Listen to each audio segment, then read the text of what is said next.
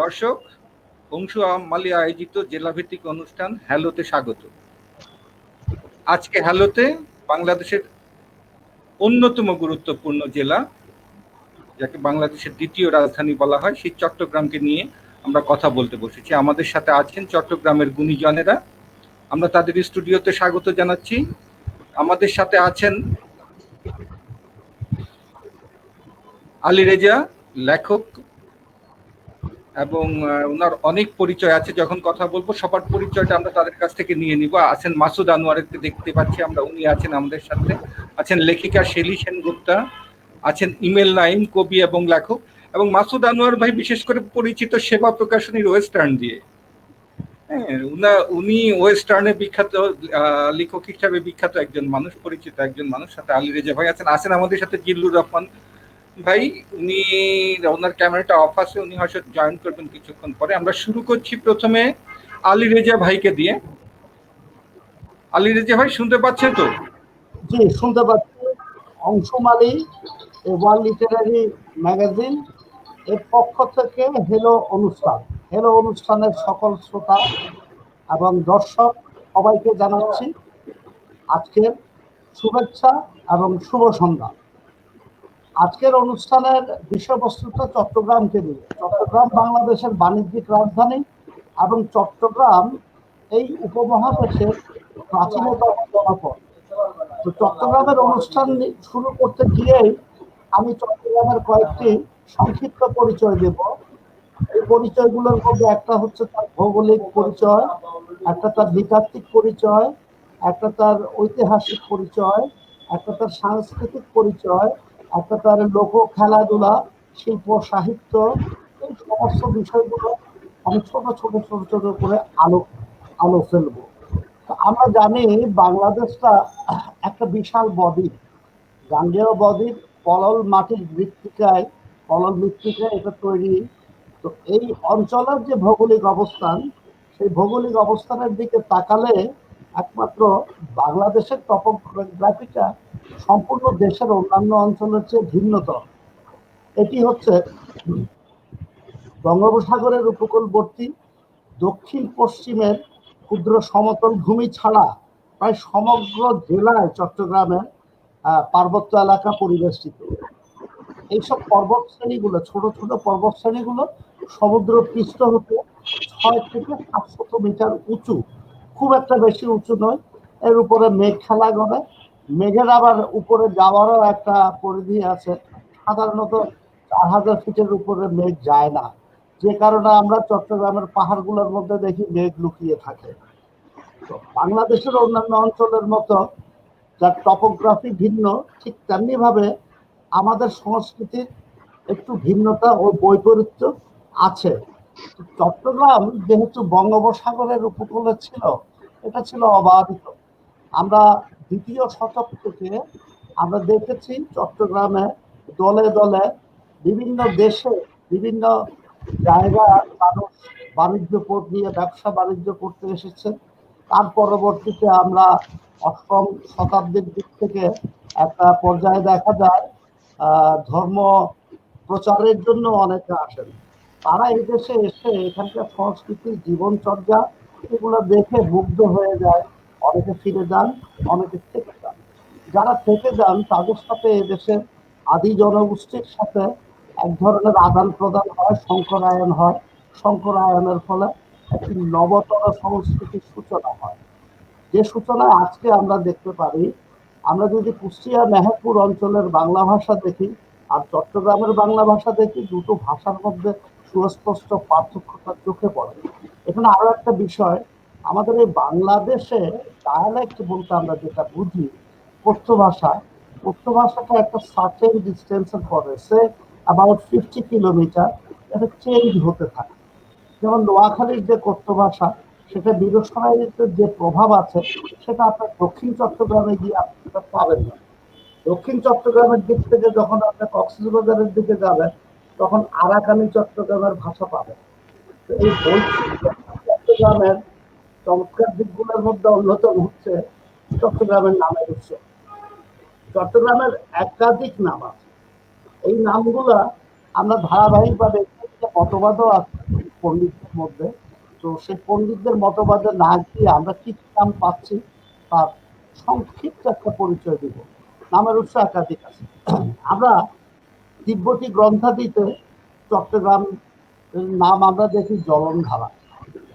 তিব্বতী গ্রন্থটি হচ্ছে আপনার বৌদ্ধদের দ্বারা। তো সেখানে জলনধারা বলার মূল কারণ হচ্ছে সীতাকুণ্ড এবং বারবকুণ্ডের মধ্যে উষ্ণ প্রসবন আছে। উষ্ণ প্রসবন আর কিছুই নয়, এটা হচ্ছে জিওথার্মাল এনার্জি। জিওথার্মাল এনার্জি পৃথিবীর ভূগর্ভে দেখতে পাওয়া যায়। আজকের এই কার্বন এমিশনের যুগে পৃথিবীর যে গ্লোবাল ওয়ার্মিং, সেই যুগের মধ্যে আপনার জিওথার্মাল এনার্জির ব্যবহারের কথা আসছে। সেটা যদি আমরা ব্যবহার করে বিদ্যুৎ উৎপাদন করতে পারি, সেরকম একটা জিওথার্মাল সোর্স আমরা পাই, সেটা সীতাকুণ্ড এবং বারবকুণ্ড। আজকে সীতাকুণ্ড বারবকুণ্ড চট্টগ্রাম শহরের মহানগরের অন্তর্ভুক্ত, আপনারা সবাই জানেন। তো এইখানে যে আগুন জ্বলতো, আগুন জ্বলাটাকে দেখে তিব্বতী পণ্ডিতরা এই এলাকার নাম করেন জলনধারা। এটা গেল একটা। তারপরে আমরা আরবের এক পণ্ডিত খুরদার বেহে, তিনি কিতাবুল মালিক আল সামালিক বইয়ে চট্টগ্রামের নাম সামান্দার উল্লেখ করেন। সামান্দার আরবি শব্দ, সামান্দারের মানে হচ্ছে সমুদ্র। প্রাচীন আরব বণিকরা গঙ্গা নদীর মোহনার বদ্বীপে এই চট্টগ্রাম দেখে তার নামকরণ করেছিল সাত গাং। এটি যৌগিক শব্দ এবং এটিও আরবি শব্দ। সাত অর্থ বদ্বীপ, আর গাং হচ্ছে গঙ্গা নদী, অর্থাৎ গঙ্গা নদীর বদ্বীপ।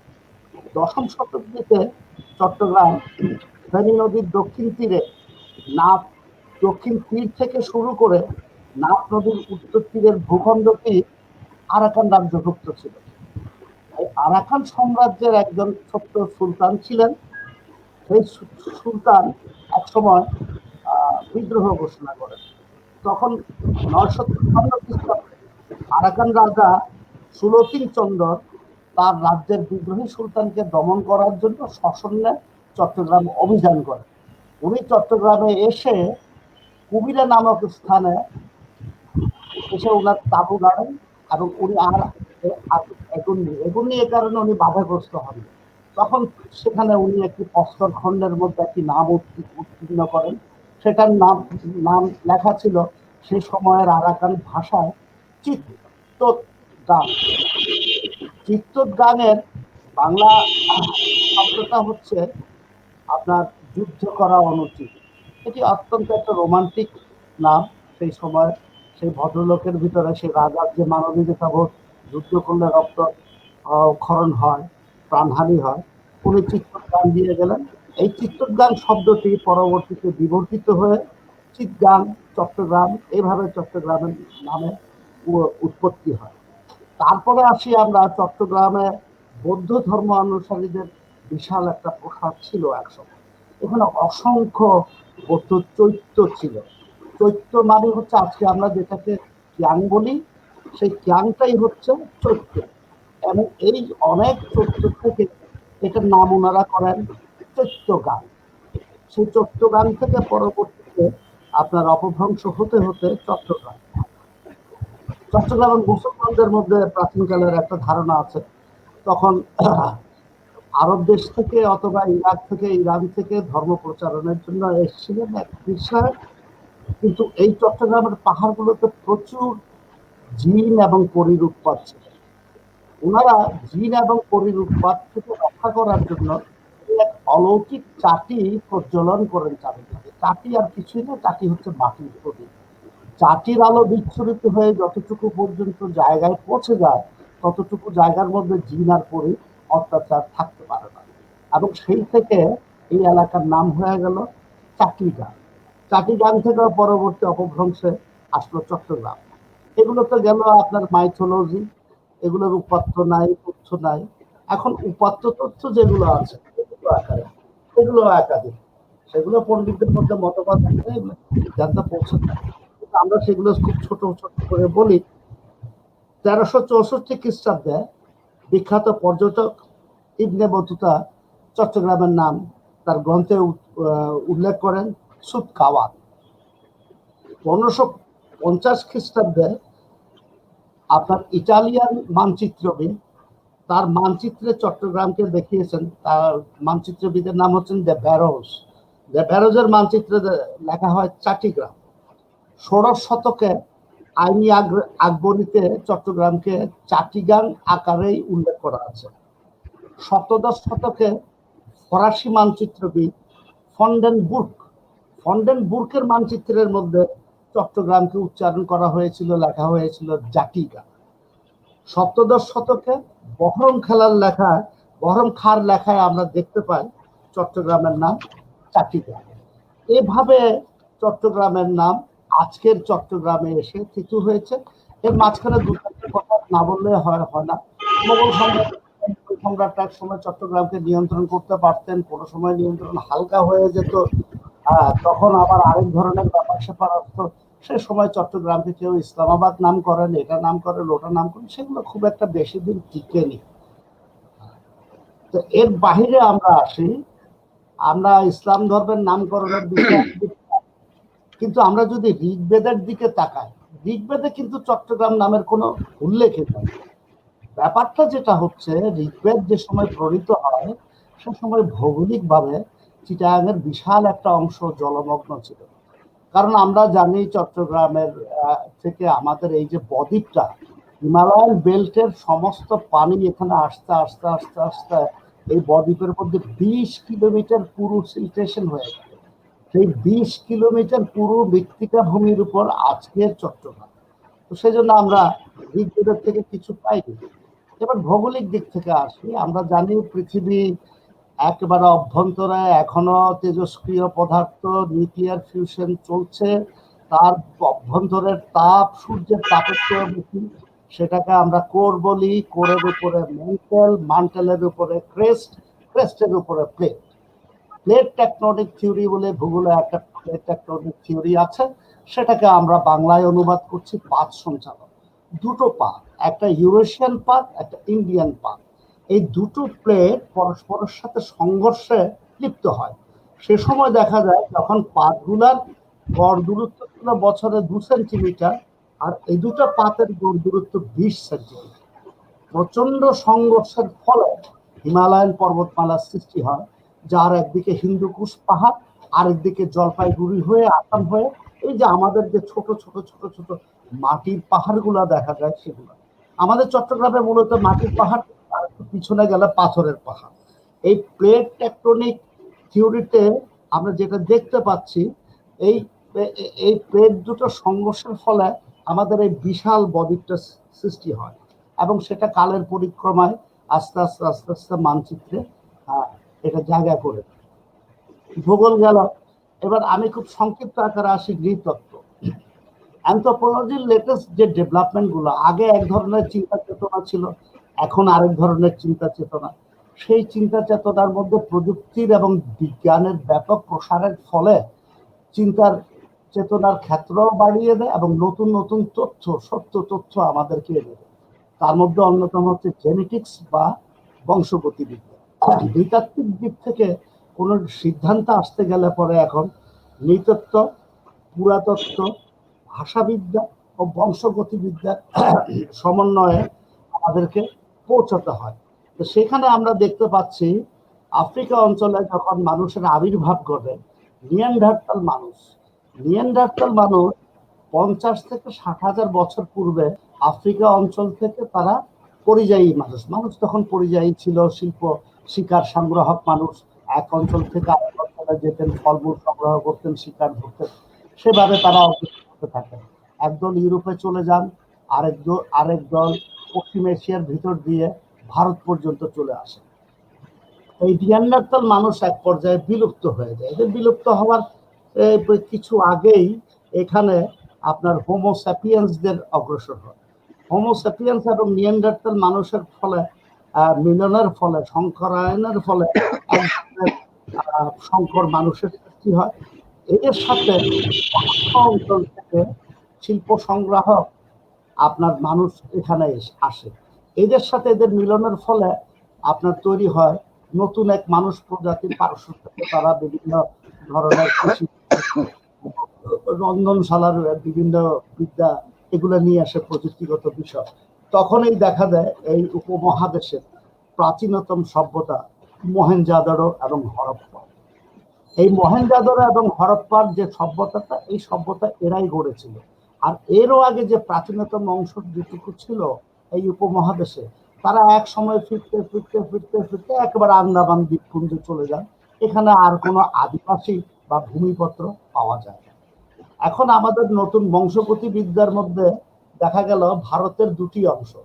একটি অংশ হচ্ছে আপনার শিকার সংগ্রাহক পুরনো প্রজাতির মানুষ, তাদের মধ্যে মিলন হলো, মিলন হওয়ার এক পর্যায়ে একটা গ্রুপ আস্তে আস্তে দক্ষিণের দিকে সরে যায়, তারপরে আরেকটা গ্রুপ উত্তরের দিকে থেকে যায়। যারা উত্তরের দিকে থেকে যায় তাদেরকে বংশগতিবিদ্যার থেকে তাদের নামকরণ হয় ANI, অ্যানসেস্টারাল নর্থ ইন্ডিয়া। যারা দক্ষিণের দিকে চলে যায় তাদের নামকরণ হয় ASI, অ্যানসেস্টারাল সাউথ ইন্ডিয়া। এই অ্যানসেস্টারাল নর্থ ইন্ডিয়ান এবং সাউথ ইন্ডিয়ানের মধ্যে আবার পারস্পরিক মেলামেশা হয়, সংকরায়ন হয়। তারপরে আপনার মধ্য এশিয়া থেকে একটা গ্রুপ আসে, যাদেরকে আমাদের ইতিহাসের ঠিকুজি ঠিক করে দিয়েছিল উপনিবাসী শক্তি, তারা তাদেরকে নাম করেন অ্যারিয়ান। তো অ্যারিয়ানদের এখানে ওই অর্থে তেমন কোনো উপস্থিতি দেখা দেয়নি, যদিও বা পরবর্তীতে আপনার গীতার মধ্যে শ্রেষ্ঠ মানুষ হিসেবে যেগুলোকে চিহ্নিত করা হয়, তাদের বিশেষ উদ্দেশ্য সাধনের জন্য মানুষের শ্রেণী বিভাজন করা হয়। একদিকে ব্রাহ্মণ, ক্ষত্রিয়, তারপরে বৈশ্য, তারপরে নমশূদ্র ইত্যাদি ইত্যাদি। সেগুলো একটা ফলস ভূমির উপরে দাঁড়িয়ে আছে। এগুলা মানুষের কথা না, এগুলো হচ্ছে বংশগতিবিদ্যা, বিজ্ঞানের কথা। এই কথাগুলোর সূত্র ধরে আজকে আমরা এদের এই মেলামেশা, এই দুটো যে জিন আপনার পাওয়া যাবে, একটা ANI এবং একটা ASI। এই প্রসঙ্গটা আমরা পেলাম কিছুদিন আগে সুইডেনের ক্যারোলিনস্কা ইউনিভার্সিটির একটা বিশেষ গবেষণা। ইউরোপে যখন করোনার প্রসার ঘটলো, বিশেষত ইউকেতে, দেখা গেল মর্টালিটি রেট আপনার দক্ষিণ এশীয় লোকজনের মধ্যে সবচেয়ে বেশি। তখন তারা করোনা ভাইরাসের জিনোম সিকোয়েন্সিং এর পাশাপাশি যারা আক্রান্ত হচ্ছে তাদেরও জিনোম সিকোয়েন্সিং করলো। সেই জিনোম সিকোয়েন্সিং করতে গিয়ে দেখা গেল দক্ষিণ এশিয়া, আরো সুনির্দিষ্ট করে বললে বাংলাদেশ, দক্ষিণ এশিয়া শ্রীলঙ্কা আছে, ভারত আছে, মালদ্বীপ আছে, আরো অন্যান্য দেশগুলো আছে। এদের জিনে, বাংলাদেশের লোকেদের জিনের মধ্যে নিয়ান্ডারতাল মানুষের দুটো একটা করে জিন পাওয়া যেতে লাগে। নিয়ান্ডারতাল মানুষ বিলুপ্ত হয়ে গেলে আজকে আমরা এখানে যারা বসে আছি, কাকুন ভাই আছেন, আরো অন্যান্য যারা আছেন, আমাদের শরীরে হয়তো দুই একটা জিন থেকে যেতে পারে। তারপরে ফসিলিয়র থেকে জিন আপনার সংগ্রহ করা হয়। এই হচ্ছে আমাদের মানুষের বৃত্তত্ব, আমাদের মানুষের চেহারা। আমরা এবার আসি আমাদের চট্টগ্রামের যে সমস্ত নদী, জায়গা, এগুলোর নামকরণের বিষয়ে। তো নামকরণের বিষয়ে পণ্ডিতদের একাধিক মত আছে। সেখানে তাদের উল্লেখযোগ্য একটা মত হচ্ছে বহিঃশক্তির কেউ এসে নাম দিতে পারে না যতক্ষণ পর্যন্ত না স্থানীয় মানুষ তারা তাদের নামটাকে ঠিক না করে। রেজা ভাই, আপনার কাছে আরেকটু পরে আমরা এই জায়গাগুলো একটু জেনে নিব। তার আগে আমরা একটু চলে যাই জিল্লুর রহমান ভাইয়ের কাছে। উনি যেহেতু আছেন কবি মানুষ, আমরা একটু কবিতা শুনে নেই, তারপর আবার একটু গাঢ় তত্ত্বে ফিরি, আপনার কাছে ফিরি। একবারে কথা চললে হয়তো দর্শকদের একটু ক্লান্তি লাগতে পারে যারা শুনছেন। তো এর মধ্যে আমরা একটু কবিতা শুনে নেই, জিল্লুর ভাইয়ের সাথে একটু কথা বলে নেই চিটাগাংয়ের সাহিত্য সম্পর্কে, শিল্প সম্পর্কে। জিল্লুর ভাই, ঠিক আছে, আমি একটু ওদিকে আলোকপাত করব, সেখানে আমি কিছু কাজ করেছি। আচ্ছা রেজা ভাই, আপনার কাছে আবার পরে আসবো, আমরা আবার পরে আসবো। জিল্লুর ভাইয়ের সাথে কথা বলে নিই। জিল্লুর ভাই, স্বাগত আপনাকে। তো শুনি, চিটাগাংয়ের শিল্প সাহিত্য একটা সমৃদ্ধ জায়গা। চিটাগাংয়ের মানে আঞ্চলিক ভাষা থেকে শুরু করে একটা হালের ব্যান্ড সঙ্গীত পর্যন্ত বাংলাদেশের সাংস্কৃতিক অঙ্গনে চিটাগাংয়ের একটা বিশাল জায়গা আছে, সাহিত্যের একটা বিশাল জায়গা আছে। এবং আপনি কাজ করছেন, আপনি গণমাধ্যমের সাথে আছেন, সাথে কাজ করছেন সাহিত্য নিয়ে, আপনার অনেকগুলো বই আছে। তাই আপনার কাছ থেকে চিটাগাংয়ের সাহিত্য এবং সামগ্রিক সাংস্কৃতিক চিত্রটা জানতে চাচ্ছি, জিল্লুর ভাই। ধন্যবাদ।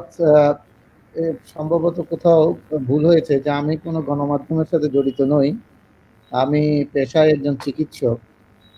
গণমানুষের সাথে থাকি, সেটা সত্য। আর আমার কাজ কবিতা লেখা, সেই হিসেবে কবিতা মানুষের সাথে থাকতে হয়, সেই বিষয়গুলোর সাথে আমার সম্পৃক্ততা আছে। চট্টগ্রাম বলে আলাদা করে যদি আমরা দেখতে যাই, তাহলে বাংলা সাহিত্য, চট্টগ্রামের সাহিত্য আসলে আলাদা কিছু নয়, যে বাংলা সাহিত্যেরই একটা অংশ।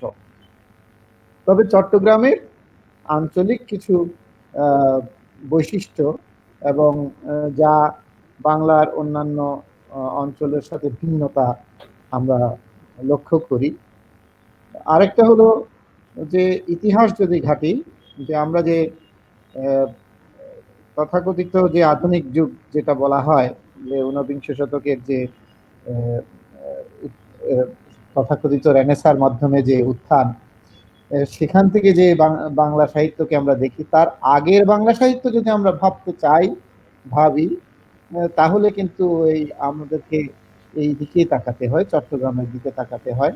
সে আমাদের আব্দুল হাকিম থেকে শুরু করে আলাওল, মাগন ঠাকুর, এই সমস্ত বিভিন্ন মধ্যযুগের বাংলা সাহিত্যে বিশাল ভূমিকা আমরা এই চট্টগ্রামে মধ্যে দেখতে পাই। এছাড়া আধুনিক যুগে এসেও চট্টগ্রামের অনেক ভূমিকা আমরা জানি, নবীন সেন থেকে শুরু করে আমাদের সাহিত্যিক মাহবুব আলম, মহিদুল আলমের সাথে সম্পর্ক। এবং পরবর্তীতে যে আপনি যে কথাটা বললেন যে সঙ্গীতেও আমাদের যে ব্যুৎপত্তি, সেটাও অনেক বড় ভূমিকা রাখে। বিশেষ করে বাংলাদেশের যে আধুনিক যে ব্যান্ড সঙ্গীত, সেটারও সূচনা সেখানে এই চট্টগ্রাম থেকেই হয়েছিল সেই যুগে। এবং এরকম বিভিন্ন বিষয় তো রয়েছে। তো এই বিষয়গুলো সবারই জানা আছে, তেমন নতুন কোনো ব্যাপার নেই। চট্টগ্রামের যেটা বৈচিত্র্য মানুষের ভিতরে আমি দেখতে পাই, সেটা হচ্ছে যে এখানে যিনি একটু আগে আলী রাজা ভাই বলেছেন যে বিভিন্ন এথনিসিটির সাথে আমাদের সম্পৃক্ততা হওয়ায় আমাদের মধ্যে বহু বহু বর্ণের, বহু শব্দের ঝংকার আমাদের ভাষায়, আমাদের কথায়, আমাদের জীবন আচারে প্রতিফলিত হয়। তো যাই হোক, আমি আপনি যে বলেছিলেন যে মূলত আমার কাজ কবিতা, তো আমি চট্টগ্রামের একটা পরিবেশকে তুলে ধরে একটা কবিতা বলছি, আমার এক স্মৃতিচারণের কবিতা। সেই জংলা, সেই বারিছা। এই বারিছা শব্দটা আমাদের গ্রামাঞ্চলে খুব ব্যবহৃত হয়, যে একটু বাড়ির পাশে যে জংলা এলাকা থাকে, সেখানে আমরা সেগুলোকে বলে থাকি বারিছা। তো সেই জংলা, সে বারিছা, যদিও ছড়ার কুলে জেগে নেই, গর্খায় শুকিয়ে মরা গর্তের মতন রূপ ধরে আছে। এখনো বারিছা থাকে, এখনো গর্খাই আছে, তবে আমাদের স্বপ্নের ভেতর তেমনি সঘন গহন যেন। শনশন বাতাসে আর কুলুকুলু জলশব্দে বাঁচে, বরষার ঢল নেমে এলে গর্খায় খরস্রোতা হয় জুনে। আমার কিশোর মন লুঙ্গি গোছ মেরে নেমে পড়ে, কই পুঁটি মলা ঢেলা মাছের নেশায়, কখনো বা কোঁচ দিয়ে, কখনো লুঙ্গির জালে। নেশা তো যুক্তি মানে না। এখনো লুইস ক্যারলের মতো কে যেন আমাকে ঠেলে বারিছার ঘন জংলায় ঢুকিয়ে দেয় অখণ্ড অবসরে। ফড্ডাসির গুলতির জন্যে আছাড়গুলা খুঁজতে খুঁজতে গোলাপের মন্দারের কাঁটা তুচ্ছ হয়ে পড়ে হতাশায়। বেতগুলা পেয়ে ভুলে যাই পৃথিবীতে সূর্য ওঠা নামা করে, ভুলে যাই কর্মক্ষেত্র বলে কিছু থাকে, কিছু সংসার টংসার। দুহাতে বেত ফল ছিঁড়ে খোসা ছাড়াতে ছাড়াতে জ্যোৎস্না নেমে আসে। পেকে যাওয়া আছাড়গুলা হাত ছানি দিয়ে ডাকে, আয় আয়। অরম মমতা ভরে পাকা আছাড়গুলা উদরস্থ করি, কাঁচা আছাড়গুলা জেবের ভেতরে ভরি ফড্ডাসির গুলতি বানাবো। তারপর বেত পাতার বাঁশি বাজাতে বাজাতে বের হই। বিস্তীর্ণ চারপাশ শুনশান, দেখি না কিছুই, তাই মন ভরে কাঁদি, কেঁদে কেঁদে ভাষাই চরাচর। তারপর সেই জলে জন্ম নেয় দিগন্ত ছাপানো এক বিশাল পুকুর, যার পাড়ে নীল গাই বাছুরেরা চড়ে। জ্যোৎস্নার চাঁদ পুকুরে নেমেছে স্নানে নগ্ন দেহে, জলের ভেতরে তাই পোনা মাছেদের কত তোলপাড়। ধন্যবাদ। এখানে অনেকগুলো চট্টগ্রামের শব্দ ব্যবহার করেছি। চট্টগ্রামের বিভিন্ন রকমের যে শব্দ, যে আমাদের বিভিন্ন। হ্যাঁ, ধন্যবাদ জিল্লুর ভাই। আমি একটু জানিয়ে নিই, আমার ভুলটা জানিয়ে নিই। জিল্লুর ভাই আসলে পেশায় একজন চিকিৎসক এবং উনি সম্পাদনা করেছেন সাহিত্যের কাগজ। সেই জন্য সম্পাদনা, যেহেতু আমি সাংবাদিকতা করি, সম্পাদনা শব্দটা যখন আমার মাথায় ঢুকেছে তখন মানে মুখ দিয়ে চলে এসেছে। গণমাধ্যমের সাথে ছিলেন, সেটাও একটা মাধ্যম, এবং সাহিত্য একটা মাধ্যম, মানুষের কাছে পৌঁছে যাওয়ার মাধ্যম। হ্যাঁ, তো জিল্লুর ভাই চিকিৎসক হিসেবে আছেন এবং আজকে এসেছেন খুব খারাপ অবস্থায়। ওনার পরিবারের কোভিড উপসর্গ নিয়ে চিকিৎসাধীন আছেন। এই অবস্থায় উনি আমাদের সাথে যোগ দিয়েছেন, আমি যতদূর জানি, যদি আমার ভুল না হয়। হ্যাঁ জিল্লুর ভাই, আপনি বলুন। না, আর বেশি বলার কিছু নেই। আমি তো এটা বললাম, চট্টগ্রামের বিভিন্ন বিষয় আমাদের কবিতায় বিভিন্ন সময়ে আসে। তো সেরকম নানা পরিস্থিতি, যেমন চট্টগ্রামে কবিরা, আমাদের দেখা যে বিভিন্ন সময়ে কবিরা বিভিন্ন জায়গায় আড্ডা দেয়, সংস্কৃতি কর্মীরা আড্ডা দেয় এবং সেখান থেকে নানা সাংস্কৃতিক আন্দোলন গড়ে তোলে। তো এরকম আমরাও এখানে বিভিন্ন কর্মকাণ্ডের সাথে জড়িত। তো সেই বিষয়গুলো তো রয়েছে। আর একটা জিনিস আমি বলিনি, সেটা হচ্ছে চট্টগ্রামের নাট্য আন্দোলন। আমাদের মনে রাখতে হবে যে বাংলাদেশের প্রথম পথনাটক এই চট্টগ্রামে রচিত হয়েছে, অভিনীত হয়েছে, যার নাম হচ্ছে যায় দিনে ফাগুন দিন, যেটা যায় দিন ফাগুন দিন, যে এই নাটকের রচয়িতা মিলন চৌধুরী এবং নির্দেশকও তিনি, এবং সেটা সে সময় গণায়ন করেছিল, পরে অঙ্গন থিয়েটার নাটকের দিক থেকেও আমাদের ভূমিকা খুবই উচ্চ। আমার মনে হয় আমি অনেক বলেছি। এবার জিল্লুর ভাই, একটা প্রশ্ন আছে এখানে আপনার। আপনি তো চিকিৎসক মানুষ, হ্যাঁ? চিকিৎসা বিজ্ঞান হলো এমন একটা বিজ্ঞান যেখানে আবেগের জায়গাটা খুব বেশি হয় না। চোখ বন্ধ করে মৃত মানুষ মারা গেছে, তাও আপনি পালস দেখছেন, বুকে স্টেথোস্কোপ লাগাচ্ছেন, বুঝছেন যে মানুষটা নেই। হ্যাঁ, তারপরেও আবেগহীন একটা জায়গা থেকে আপনি রুবায়েতের মতো কাব্যগ্রন্থ অনুবাদ করেছেন। এই যে আপনার মানে দ্বি চরিত্র বলা যায়, ডাইভার্সিটি, এটা কিভাবে সম্ভব? প্রথমে আমি আপনার সাথে দ্বিমত পোষণ করছি যে চিকিৎসকের আবেগ নেই, এই কথাটা সম্পূর্ণ একটা ভুল ধারণা মনে করি আমি। কারণ চিকিৎসকের আবেগ সবচেয়ে বেশি। কারণ এখানে মানে এই একটা কথা আছে যে মানে চিকিৎসককে একমাত্র হাত, মাথা এবং মন, তিনটা দিয়ে কাজ করতে হয়। হ্যাঁ, মনে করেন যে শ্রমিক শুধু হাত দিয়ে কাজ করে, আর যারা বুদ্ধিজীবী তারা শুধুমাত্র মাথা দিয়ে কাজ করে। কিন্তু চিকিৎসককে, কবি শুধু মন দিয়ে কাজ করে, কিন্তু চিকিৎসককে তিনটা দিয়ে কাজ করতে হবে। এবং মানুষের প্রতি সে মমত্ববোধ থাকে বলেই মানুষের একেবারে মৃত্যুর ক্ষণে পর্যন্ত তাকে বাঁচানোর চেষ্টা করে থাকে।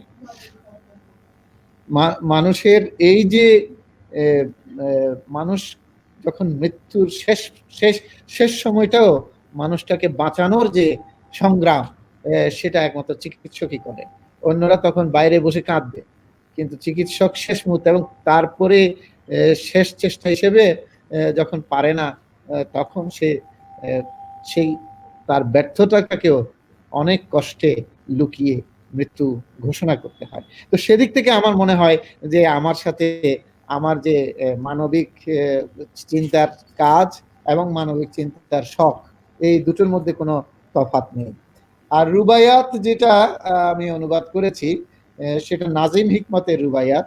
আপনার আমাদের যে রুবাইয়াত বললেই আমরা বিভিন্ন সুফি ইজমের রুবাইয়াতের সাথে পরিচিত, তো সেইগুলোর কথা মাথায় আসে। বিশেষ করে ওমর খৈয়মের রুবাইয়াত আমাদের এখানে বেশি পরিচিত কবি নজরুল ইসলামের কারণে। তো নাজিম হিকমত কিন্তু এই রুবায়াতকে ভিন্নভাবে দেখেছেন। কারণ নাজিম হিকমত বলেছেন যে, নাজিম হিকমতের আপনারা জানেন যে তাকে তার রাজনৈতিক কর্মকাণ্ডের জন্য 28 বছরের জন্য জেল দেওয়া হয়েছে, এবং সে যখন জেলে যায় তখন নাজিম হিকমতের শাস্তিটা এমন হয়েছিল যে তার সাথে তার স্ত্রীর 7 বছরে একবার দেখা হবে। তো এইরকম একটা শাস্তির মধ্যে সে নাজিম হিকমত যখন জেলখানার ভেতর বন্দী, তখন তার মাথায় আসলো যে আমি সুফিবাদের রুবায়াতকে বিপ্লবের হাতিয়ার রুবায়াতে পরিণত করব, এবং সেইভাবে উনি নতুন করে রুবায়াতকে দেখেন। এবং সেখানে একটা জায়গায় আমি অনুবাদ করেছিলাম, সেখানে আছে যে আমি এমন এক বাগানের মালি যার ফুল 7 বছরে একবার ফোটে। অর্থাৎ তার সাথে তার স্ত্রীর দেখা হয় 7 বছরে একবার। তো সেজন্য তিনি বলেছিলেন যে আমি এমন এক ধরনের মালি যার ফুল 7 বছরে একবার ফোটে। এতটা ধৈর্য তাকে ধারণ করতে হয়। তো যাই হোক, আমার মনে হয় যে আর কোনো প্রশ্ন কি আছে আপনার? না জিলুর ভাই, পরে যদি থাকে আবার আসবো। এখন চলে আসি মাসুদ আমি আনোয়ার সাহেবের আমি কাছে। প্রথমে একটু আপনাদেরকে বলে নিই যে আমার একটু পারিবারিক এর মধ্যে আছি, ঝামেলার মধ্যে আমি থাকতে চেষ্টা করছি। যদি বেশি ইয়ে হয়ে থাকে আমি হয়তো বিদায় নিয়ে নেব। হ্যাঁ, আপনি আমরা আমরা আমরা জানি যে আপনার দুইটা আপনি খুবই অসুবিধায় আছেন। জি, আপনি যে আপনার পারিবারিক সমস্যাটা জানি, অসুস্থতার ব্যাপারটা জানি, সেটা আমরা খেয়াল রাখবো, দর্শকরাও হয়তো খেয়াল রাখবেন ব্যাপারটা। জি। মাসুদ ভাইয়ের কাছে চলে আসি। মাসুদ আনোয়ার, জল ও জঙ্গল নিয়ে যার কাজ, তার লেখা চলছে, লেখা ধারাবাহিক লেখা চলছে অংশমালিতে, জল ও জঙ্গলে। তো মাসুদ আনোয়ারের পরিচিতির সম্পর্কে বলতে গেলে সেবা প্রকাশনী দিয়ে শুরু করতে হয়। তার পরিচিতিটা মূলত সেবা প্রকাশনী ভিত্তিক। তিনি ওয়েস্টার্ন লেখক হিসেবে ব্যাপক পরিচিত। তার কিছু বিখ্যাত লেখা আছে, মানে পাঠকপ্রিয় লেখা আছে, অনেক পাঠকপ্রিয় লেখা আছে। তার মধ্যে বুনো পশ্চিম নিয়ে, বুনো ওয়েস্টার্ন যেটা আমাদের বুনো পশ্চিম, সেই আউটলোদের যে আমাদের কৈশোর, আমাদের যৌবন, তারুণ্য, যে বইগুলো পড়ে কেটেছে সেবা প্রকাশনীর, যারা আমাদের বয়সী, আজকে যারা 50 ঊর্ধ্ব আছেন বা যারা আছেন, তাদের কৈশোরের কথা বা তারুণ্যের কথা মনে করতে গেলে ওয়েস্টার্নকে বাদ দিয়ে করা যাবে না। সেই ওয়েস্টার্নের লেখক মাসুদ আনোয়ার ভাই আছেন আমাদের সাথে। তো মাসুদ আনোয়ার ভাই, আপনার কাছে জানতে চাচ্ছিলাম চট্টগ্রামের জল ও জঙ্গল সম্পর্কে যদি একটু বলতেন।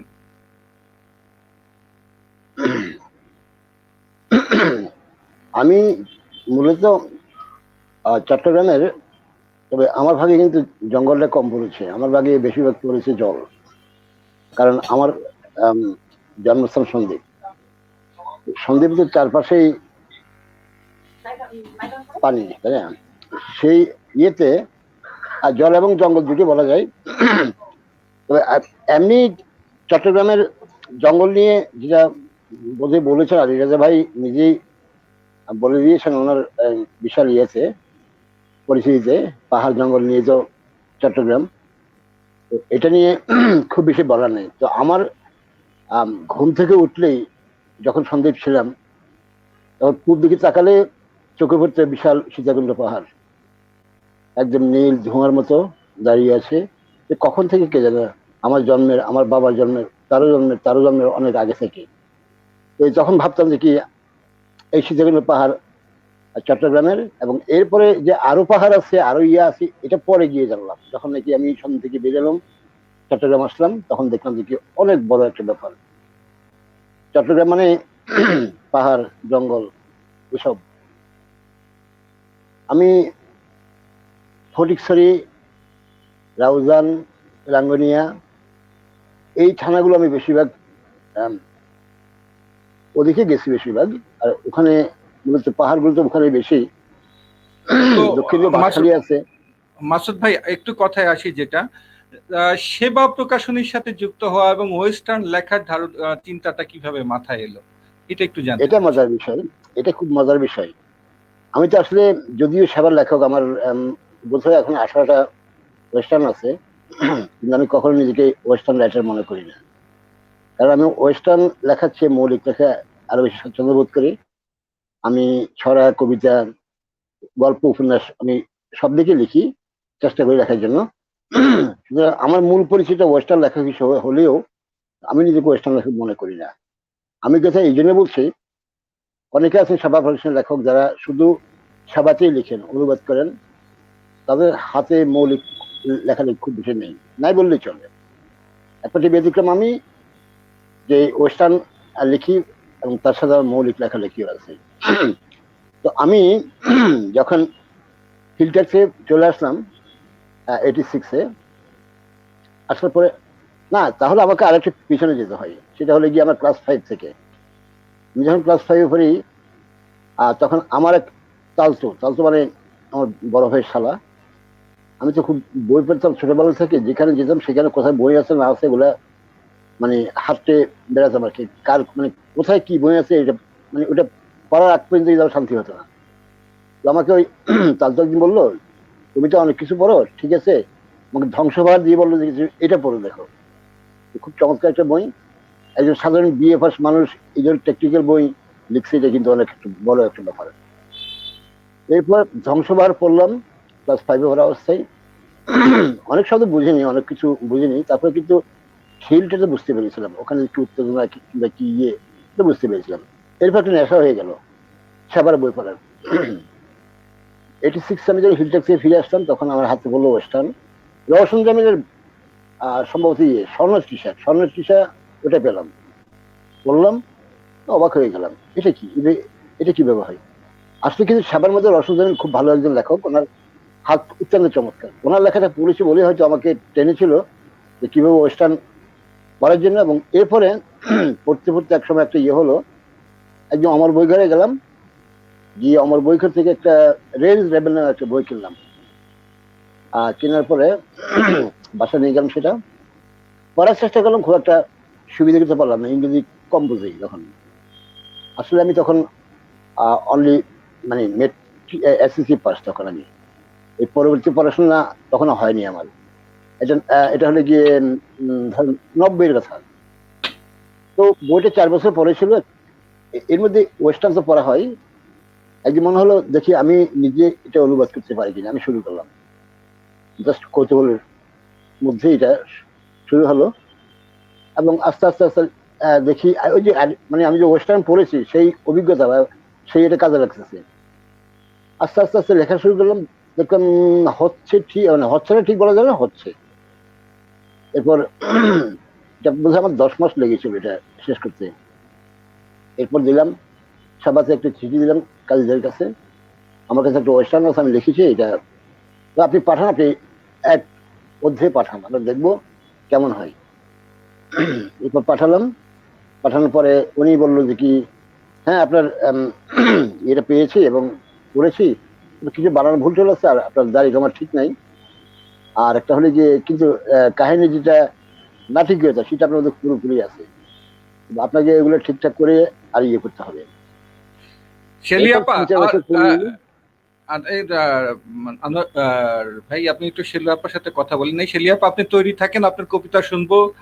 মাসুদ ভাইয়ের কথার পরেই আপনার কবিতায় চলে আসবো। হ্যাঁ, ভাই, তারপর কি হলো? হ্যাঁ, এরপর এরপর পড়ে রইল, আমি আর ওয়েস্টার্ন লিখলাম না।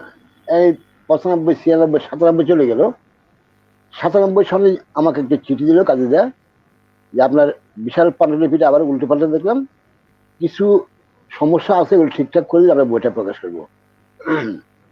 আমি তো লাভ দিয়ে উঠলাম, ঠিক আছে, ঢাকা চলে আসলাম।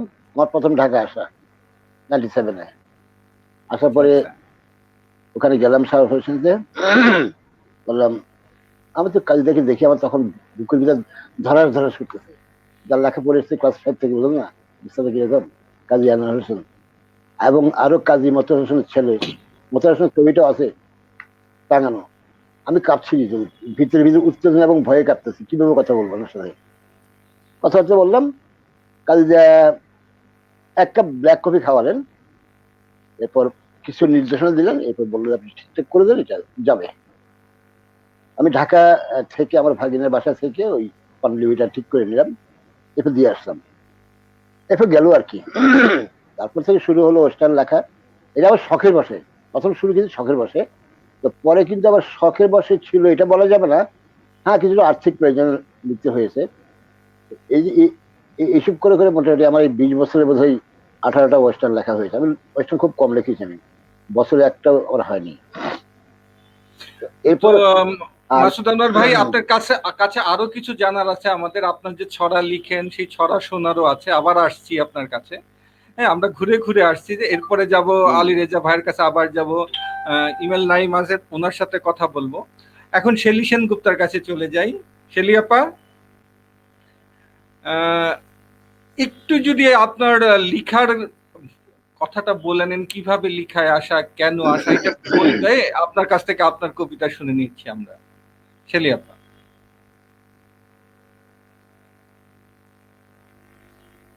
শেলী আপা, আপনার সাউন্ডটা মিউট করা আছে, আপনি একটু হ্যাঁ, ঠিক আছে শেলী আপা, এখন আনমিউট হয়েছে, আনমিউট হয়েছে। হ্যাঁ হ্যাঁ, ওটা সম্পূর্ণ আপনার হাতে চাবিকাঠি। ঠিক আছে, ধন্যবাদ আপনাকে।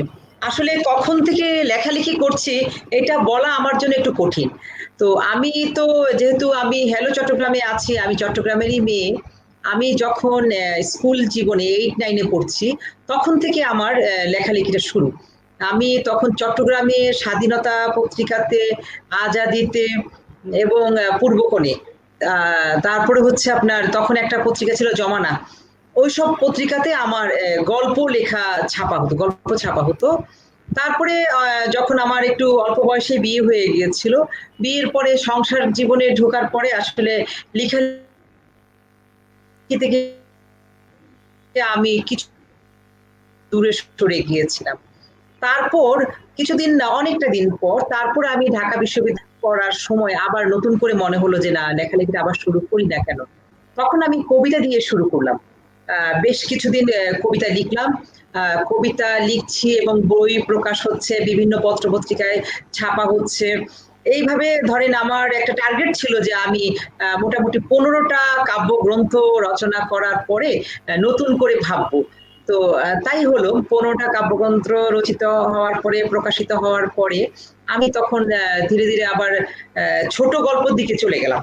তো ছোট গল্প লিখতে লিখতে মনে হলো যে একটু শিশু সাহিত্য করে দেখি না। এর ভিতরে আমার পরিবারের, আমার নতুন প্রজন্মরা আসা শুরু হলো। তখন তাদেরকে সামনে রেখে আমি ছোটদের জন্য কিছু লেখা শুরু করলাম। সেই লেখা আমার ধারাবাহিকভাবে প্রকাশিত হতে শুরু করলো টইটুম্বুরে। ওখানে যখন এগুলো প্রকাশিত হচ্ছে, একটা পর্যায়ে মনে হলো যে ঠিক আছে, এইগুলা তো আমাদের আবার ছাপার আকারে চলে আসতে পারে। তখন থেকে আমার আবার শিশু সাহিত্য করা শুরু হলো। আর শিশু সাহিত্য মোটামুটি আমার 12টা বই প্রকাশ হয়ে গেল। এর ভিতরে আবার ছোট গল্প গ্রন্থ 4টা হয়ে গেল। তারপরে শুরু করলাম উপন্যাস লিখতে, 4টা উপন্যাস হয়ে গেল। এখন আমি যেটা করছি, একই সাথে আমার কবিতা লেখা চলছে, প্রবন্ধ লেখা চলছে, ছোট গল্প, উপন্যাসও লিখছি, আর মোটিভেশনাল গ্রন্থ কিছু হাত দিয়েছি। আগামী বইমেলাতে আমার মোটিভেশনাল বই, 2টো বই চলে আসবে। এছাড়া আমি আর যেটা করছি সেটা হচ্ছে আমি কিছু সম্পাদনার কাজ করছি। সম্পাদনা কাজ বলতে আমি বিভিন্ন গ্রন্থ সম্পাদনা করছি। মানে এবার আমার একটা বই আসবে, শতপ্রেমের গল্প নামে আমার একটা বই আমার সম্পাদনায় আসবে। এর আগে আমি 71 মা নামে একটা গ্রন্থ সম্পাদনা করেছি। এছাড়া আমার একটা পত্রিকা আছে লিটল ম্যাগ, ওটার নাম হচ্ছে 51বর্তী। 51বর্তীর আমার তৃতীয় সংখ্যার কাজ চলছে, 1 মাসের মধ্যে ওটা আশা করছি যে পাঠকের হাতে পৌঁছাতে পারবে। তো আপা আপনার কবিতা যদি একটু শুনতে পেতাম আমরা। হ্যাঁ, আমি আপনার কবিতা শোনাচ্ছি। আমার 51বর্তীর দ্বিতীয় সংখ্যায় প্রকাশিত একটা কবিতা আমি শোনাচ্ছি। আমার কবিতাটার নাম হচ্ছে বাবার খড়ম ও মূল্যবোধ। বাবার খড়ম জোড়া নিয়ে এসেছি, তারপর দীর্ঘ পথ পাড়ি দিয়ে পৌঁছে গেলাম মানুষের মানচিত্রে। এখনো আমার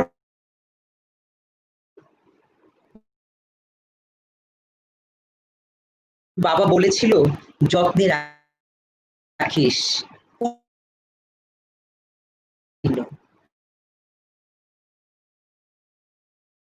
একদিন আমার পাজরে শুরু হলো জোনাকির নাচ।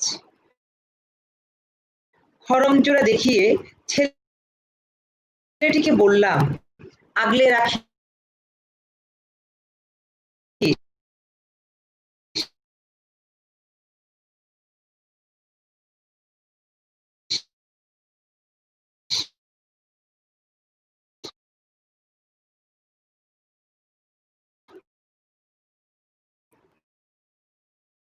পূর্বপুরুষের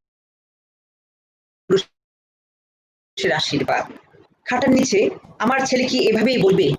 আমার দ্বিতীয় কবিতাটা আমি ছুঁয়ে দাও, খোলসের চিতার আজাও থামিয়ে দাও, সমাহিত করো। দিন উড়ে যাব পাখির জীবনী, বৃহত্তেগী মানুষের ছায়া নিয়ে। পাখিদের থাক 12 মাসে রোদ, পাট ভাঙা সূর্য,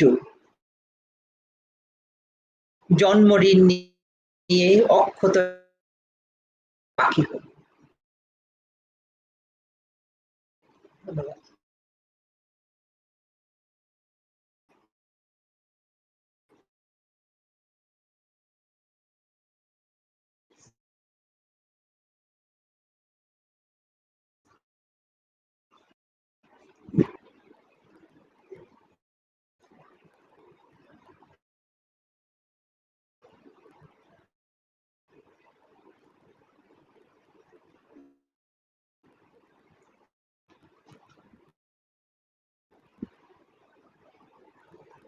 আমি কি তাহলে আমার তৃতীয় কবিতাটা কি আমি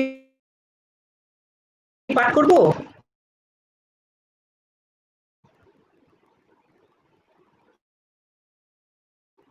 ছেলে আপা কোনো শুনতে কারণে পাচ্ছেন?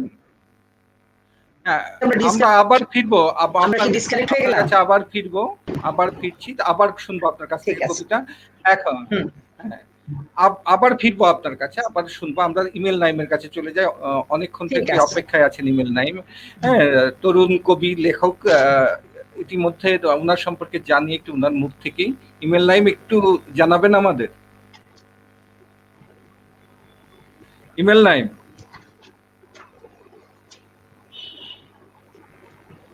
হ্যাঁ,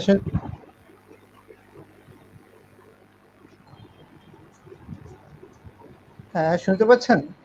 হ্যাঁ, শুনতে পাচ্ছি। ইমেল নাইম বলুন। আসলে নিজের সম্পর্কে বলাটা একটু কঠিন। সাহিত্য শুরুটা হুট করেই, আমি সাহিত্যের মানুষ না। তো মানুষ আমার লাইফে ইন্টার একবার ফেল আছে। তা আমি ইন্টারমিডিয়েট যখন ফেল করি তখন দেখলাম যে আমার অনেক মানে যেটা হয়, আমি পরিবার থেকে একটু ডিট্যাচ হয়ে যাই এবং আমি থেকেও নেই এরকম একটা পজিশনে আমি চলে যাই। তখন আমার কাছে মনে হলো আমার অনেক কথা বলার আছে। তখন থেকে মানে নিজের কথাগুলো আমি ডায়েরিতে লিখতাম। এই তো ওইভাবে লিখতে লিখতে কখন কি এই রাস্তায় চলে আসছি ঠিক জানি না। আর মানে অনেক প্রিয় মানুষ, অনেক অগ্রজ কবি সাহিত্যিক চট্টগ্রামের এই জিলু ভাই আছেন, আর অনেকের এই বিষয়ে মানে আশকারাও ছিল। এভাবেই কখন জানি লিখতে লিখতে এটুকু চলে আসলো এই প্রকার। তারপরে আপনার বই হলো, দেখতে দেখতে 3টে বই করলাম, এই আর কিছু নেই। মানে আমার লাইফে মানে সবাই শুরুটা হয় কি ছোটবেলা থেকে, আর আমার শুরুটা হচ্ছে যে আমার কথা কেউ শুনতো না, মানে বলার আছে আমার অনেক কথা। আমি ছিলাম আইসোলেটেড হয়ে যাওয়া, যেটা ছিল মানে আমি এটা যখন খারাপ করি তখন তখন আমার কাছে মনে হলো যে আমার অনেক কথা বলার আছে, কেউ আমার কথাগুলো শুনছে না। এই এবং আমি সবসময় ওই যে ভিড় এড়িয়ে চলে, এটা ওইখান থেকে আমার শুরু। এবং আমি খুব একটা লাইভে আসি না এই ওই সময় থেকে। মানে আমি ওই যে আইসোলেটেড নিজেকে করছি, আমাকে পরিবার করছে, এরপরে আমি নিজেই নিজেকে আইসোলেটেড করে নিচ্ছি সবার থেকে, এভাবে। আচ্ছা আচ্ছা, নাইম আপনার কবিতা তাহলে শুনি আমরা। আপনার সেই যে কথাগুলো বলতে পাচ্ছিলেন না আর কি, পরে পেয়েছেন, সেই আপনার পাওয়া কথাগুলো আমরা শুনতে চাই আর কি। আচ্ছা, তাহলে আমি কি কবিতা পড়তে বলছেন আপনি আমাকে? জি জি বলছি। আচ্ছা, যে কবিতাটা পড়বো তার নাম হচ্ছে দুঃখবোধ। দুঃখবোধ চূড়ান্ত হলে ভাষারা মায়াবতী হয়। সৃষ্টি খাতায় কিছুই নেই, যেন শূন্যতার পাঠে হারিয়ে যাচ্ছে দূরবর্তী কোনো গানের অন্তরা। ব্যর্থতা লিপিতে লিখছি সমগ্র দিন, সুদূরে সংকেত ক্রমাগত ম্রিয়মান অস্পষ্ট। অষ্টাদশী কোলে মাথায় রেখে খেলে যাচ্ছে এক বিষণ্ণ বিকাল। নির্বাক কিছু মুহূর্তকে দেখছি রেড লিফ প্যানে। সময়কে পিছিয়ে দিয়েছে, শহরকেও দিলাম ছুটি। মাছ তুলে উঠে রাখি চোখ, কম্পাসে কাটা ঘুরে যায় জটিল কোনো অঙ্কে, ছুটছে জাহাজ আরো কোনো দুর্বোধ্য গন্তব্যে। ভাষার মায়াবতী হলে দুঃখরা হয় ধ্রুপদী। অপেক্ষার নামটা শেষে মিলিয়ে যাচ্ছে দৃশ্য, ভোরের আহ্বান মুছে যাচ্ছে। গুলিয়ে ফেলছি এক এক করে ধ্রুপদী ব্যঞ্জনা, ব্যর্থতার লিপি, কম্পাসের দিক নির্দেশনা। মাস্তুদের উপরে দাঁড়ানো নাবিক, ভাবি কার কাছে দুঃখরা হয় বেশি মায়াবতী। ধন্যবাদ। ধন্যবাদ নাইম আপনাকে। আমরা ফিরছি রেজা ভাইয়ের কাছে। রেজা ভাই, আপনার নৃতাত্ত্বিক ব্যাখ্যাটা ছিল, হ্যাঁ, সেই ব্যাখ্যায় ফিরছি, তারপর আবার আমরা মাসুদ আনোয়ার ভাইয়ের কাছে আসবো, তারপর আবার শেলিয়াপার কাছে। রেজা ভাই,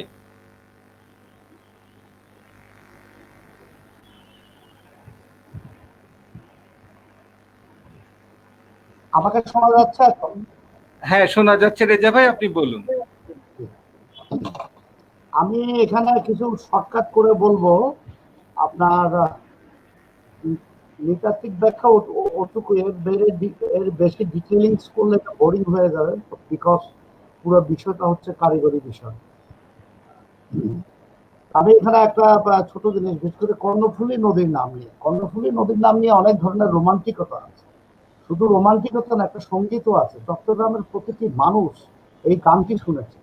রোমান্টিকতা চট্টগ্রাম ছড়িয়ে ইউরোপ পর্যন্ত ব্যাপৃত হয়। আমরা কর্ণফুলী নদীর নামের কথা বলতে গিয়ে যে কথাটা প্রথমে আসে, আপনার ব্রিটিশ লেখক ক্যাপ্টেন হারবার্ট লিওনের বিখ্যাত গ্রন্থ এ fly on the wheel. A fly on the হুইলের মধ্যে তিনি উল্লেখ করেছেন, এক সময় এক বাদশার অতি সুন্দরী স্ত্রী তার অনুচর এবং সাথীদের নিয়ে কর্ণফুলী নদীর তীরে ঘুরতে যায়। ঘুরতে ঘুরতে এক সময় দেখেন যে তার কানের দুলটি আর নেই। তখন থেকে সেই কানের দুলটি খোঁজ করতে থাকেন, কেউ খুঁজে বের করতে পারেন না। এক পর্যায়ে কানের দুলের প্রতি তার প্রচন্ড আগ্রহ ছিল, প্রচন্ড ভালোবাসা ছিল। তিনি নিজেই সেই কানের দুল খুঁজতে নদীতে নেমে যান। আমরা সবাই জানি কর্ণফুলী ভীষণ খরস্রোতা নদী, তাকে আর খুঁজে পাওয়া যায়নি। সেইতে তাকে খুঁজে পাওয়া যায়নি, তারপর থেকে এই নদীটির নাম ছিল কাইচা খান। কাইচা খান নদীটি কর্ণফুলী নদীতে রূপান্তরিত হয়ে যায়। এরকম আরো একাধিক কাহিনী আছে, কাহিনীগুলো প্রায় কাছাকাছি, রাজকন্যা ইত্যাদি ইত্যাদি। তো মজার ব্যাপার হচ্ছে এই গানটিকে, এই কাহিনীটিকে নিয়ে আমাদের চট্টগ্রামের প্রখ্যাত গায়ক মলয় ঘোষ দস্তিদার, মলয় ঘোষ দস্তিদারের অন্তত 70-এর দিকে যারা কিশোর তরুণ ছিলেন তারা সবাই শুনেছেন, পরবর্তী প্রজন্মের এরা নাও শুনতে পারেন। আমার তো কণ্ঠে সুর নেই, আমি শুধু গানের কলিগুলো আপনাদেরকে পড়ে শোনাতে পারি, আবৃত্তিও না, আবৃত্তি করার দৃশ্যটা আমার নাই। তো সেই গানটি ছিল এরকম: ছোড়ো ছোড়ো ঢেউ তুলি, লুসাই পাহাড়তুন জারগুই কর্ণফুলি, লুসাই পাহাড়তুন জারগুই কর্ণফুলি, পাহাড়ি কোন সুন্দরী মাইয়া শ্যাম দেখতে যায়, শ্যাম গড়ি উড়ি যায় যে কানের ফুল তার নাই। যেদিন কানের ফুল হাজায় বেলা গিয়ে এই দিনের তোর নাম কর্ণফুলি, লুসাই পাহাড়ের তোর নাম নিয়ে জারগুই কর্ণফুলি। এই যে গানটি এই গানটি ইউটিউবে যে কেউ গেলে এটা দেখতে পারবে। চট্টগ্রামের পরিচয় হিসেবে এই গানটি প্রথমেই চলে আসে। তো এই গানটির কথা বলে চিটাগাংয়ের আপনার অনেক জায়গার নাম নিয়ে আপনার যেসব আছে সেগুলোতে আমি আর গেলাম না। এবার আমি আসি আপনার চট্টগ্রামের শিল্প নিয়ে। চট্টগ্রামের জাহাজ শিল্পের এমন একটা অবস্থায় চলে গিয়েছিল, সেটা শুনলে অবাক হয়ে যেতে হয়। তখন আপনার সমুদ্রগামী জাহাজগুলো কাঠ দ্বারা নির্মিত হতো। চট্টগ্রাম এবং বার্মা অঞ্চলের বিশ্বের সেরা কাঠ পাওয়া যেত, যেটাকে বার্মায় বলতো বার্মা টিক, চট্টগ্রামে বলতো চট্টগ্রাম টিক, অর্থাৎ আমাদের সেগুন কাঠ। সেই সাথে আমাদের চট্টগ্রাম অঞ্চলের পৃথিবীর বিখ্যাত আপনার নৌ ডিজাইনার তৈরি হয়েছিল, যাদেরকে আমরা আমাদের আঞ্চলিক ভাষায় কারিগর বলি। এবং এই জাহাজ বিভিন্ন জায়গায় আপনার রপ্তানি হতো। এই রপ্তানি চট্টগ্রাম থেকে রপ্তানি করতো। আপনাদের এখানে আমরা একটা তথ্য পাচ্ছি আপনার, সেটা হচ্ছে ভিনিস দেশীয় পরিব্রাজক সিজার ফ্যাব্রিক, তিনি লিখেছেন কনস্টান্টিনোপল। কনস্টান্টিনোপল হচ্ছে আজকে তুরস্কের রাজধানী ইস্তাম্বুলে। কনস্টান্টিনোপলের সুলতান আলেকজান্দ্রিয়ায় নির্মিত জাহাজের চেয়ে বেশি পছন্দ করতেন চট্টগ্রামের জাহাজ। তার মূল কারণ ছিল চট্টগ্রামের জাহাজ নির্মাণের উন্নতর শৈলী এবং তার কাজ। এমনকি জোয়ান ভাই শুনলে উনি জিনিসটা মিলিয়ে নিতে পারবেন, জার্মানিও চট্টগ্রাম থেকে জাহাজ তৈরি করিয়ে নিতে। এটা ভাবা যায়? জার্মানি তখন ইউনাইটেড জার্মানি ছিল, মাঝখানে ইস্ট জার্মান আর ওয়েস্ট জার্মানের ডিভিশনটা হয় না। সেই জার্মান এখান থেকে জাহাজ নির্মাণ করে নিয়ে যেতেন। 1818 খ্রিস্টাব্দে জার্মান চট্টগ্রাম শহর থেকে যুদ্ধ জাহাজ নির্মাণ করিয়ে নিয়ে গেছিলেন, আর সেই জাহাজের নাম দিয়েছিলেন ডয়েচল্যান্ড ফ্রিগেট। ডয়েচল্যান্ডের হচ্ছে জার্মান শব্দ, আমরা যেটাকে জার্মান বলি তারা সেটাকে ডয়েচল্যান্ড বলে। ফ্রিগেট তো আপনারা বুঝতেই পারছেন। এই জাহাজটি পরবর্তীতে যখন চলাচলের অনুপযোগী হয়ে গেল, তখন জাহাজটাকে তারা ফেলে দিলেন না। এইটা তাদের অনেক যুদ্ধে প্রবল বিক্রমে যুদ্ধ করেছিল, প্রচন্ড সমুদ্র তরঙ্গ ক্ষুদ্র সমুদ্র থেকে যুদ্ধ করে ফিরে এসেছিল। তারই স্মারক হিসেবে তারা রেখে দিলেন কোথায়? ব্রেমহাফেন শিপ বিল্ডিং মিউজিয়ামে। এখনো যদি আজকেও যদি কেউ সেখানে যেতে চান, ব্রেমহাফেন শিপ বিল্ডিং মিউজিয়ামে চট্টগ্রামের সেই জাহাজটা আছে। এ তো গেল একটা তথ্য। আর একটা তথ্য, এই জাহাজ আপনার চট্টগ্রামের জাহাজ নির্মাণ শিল্প এতই আপনার উৎকর্ষতায় তার গুণগত মানে উন্নত ছিল। আমরা ব্যাটেল অফ ট্রাফালগারের কথা শুনেছি। এই ব্যাটেল অফ ট্রাফালগারের আপনার যে হিস্ট্রি রচিত হয়, যেটা অ্যাপো মার্টিন করেন, তিনি বলেন যে 1805 সালে যে বিশ্বকাপানো ট্রাফালগারের যে নৌযুদ্ধ হয়, সেই নৌযুদ্ধে একাধিক চট্টগ্রামের জাহাজ ব্যবহার করা হয়েছে। তাহলে পুরো ইউরোপের মধ্যে ভারতবর্ষে আরবে চট্টগ্রাম জাহাজের ভীষণ ভীষণ ভীষণ আপনার পরিচিতি ছিল, ডিমান্ড ছিল। আজকের যে জাহাজ ভাঙার, এখন জাহাজ ভাঙার বিষয়টা আমি ব্যক্তিগতভাবে ভালোভাবে নেই না। এটা আমাদের পরিবেশের বিরুদ্ধে যায়। অনেক ধরনের আপনার অ্যান্টিটক্সিক এলিমেন্ট আমাদের সাগরে এনে ফেলা হয়। এনিওয়ে, তো সেই খালি শহরের মধ্যে আপনার এই জাহাজ নির্মাণের যেসব শিল্পী ছিলেন, সেসব শিল্পীদের মধ্যে অন্যতম হচ্ছেন ঈশান চন্দ্র মিস্ত্রি। ঈশান চন্দ্র মিস্ত্রিকে সমগ্র ভূভারতে সবাই চিনত। আজকে হালিশহরের একটা জায়গার নাম আছে ঈশান্যার হাট। ঈশান্যার হাট চট্টগ্রামের ভাষায় সেটা একটা জফলা লাগায় বলবে, আমার নাম যেমন রেজা, চট্টগ্রামের ভাষায় ডাকবে ওরা হড়ে গিয়ে। তো ওইটা এরকম ঈশান্যার হাট। এই ঈশান্যের হাটটা আমাদের চট্টগ্রামের জাহাজ শিল্পের স্মারক হিসেবে ব্যবহার হচ্ছে।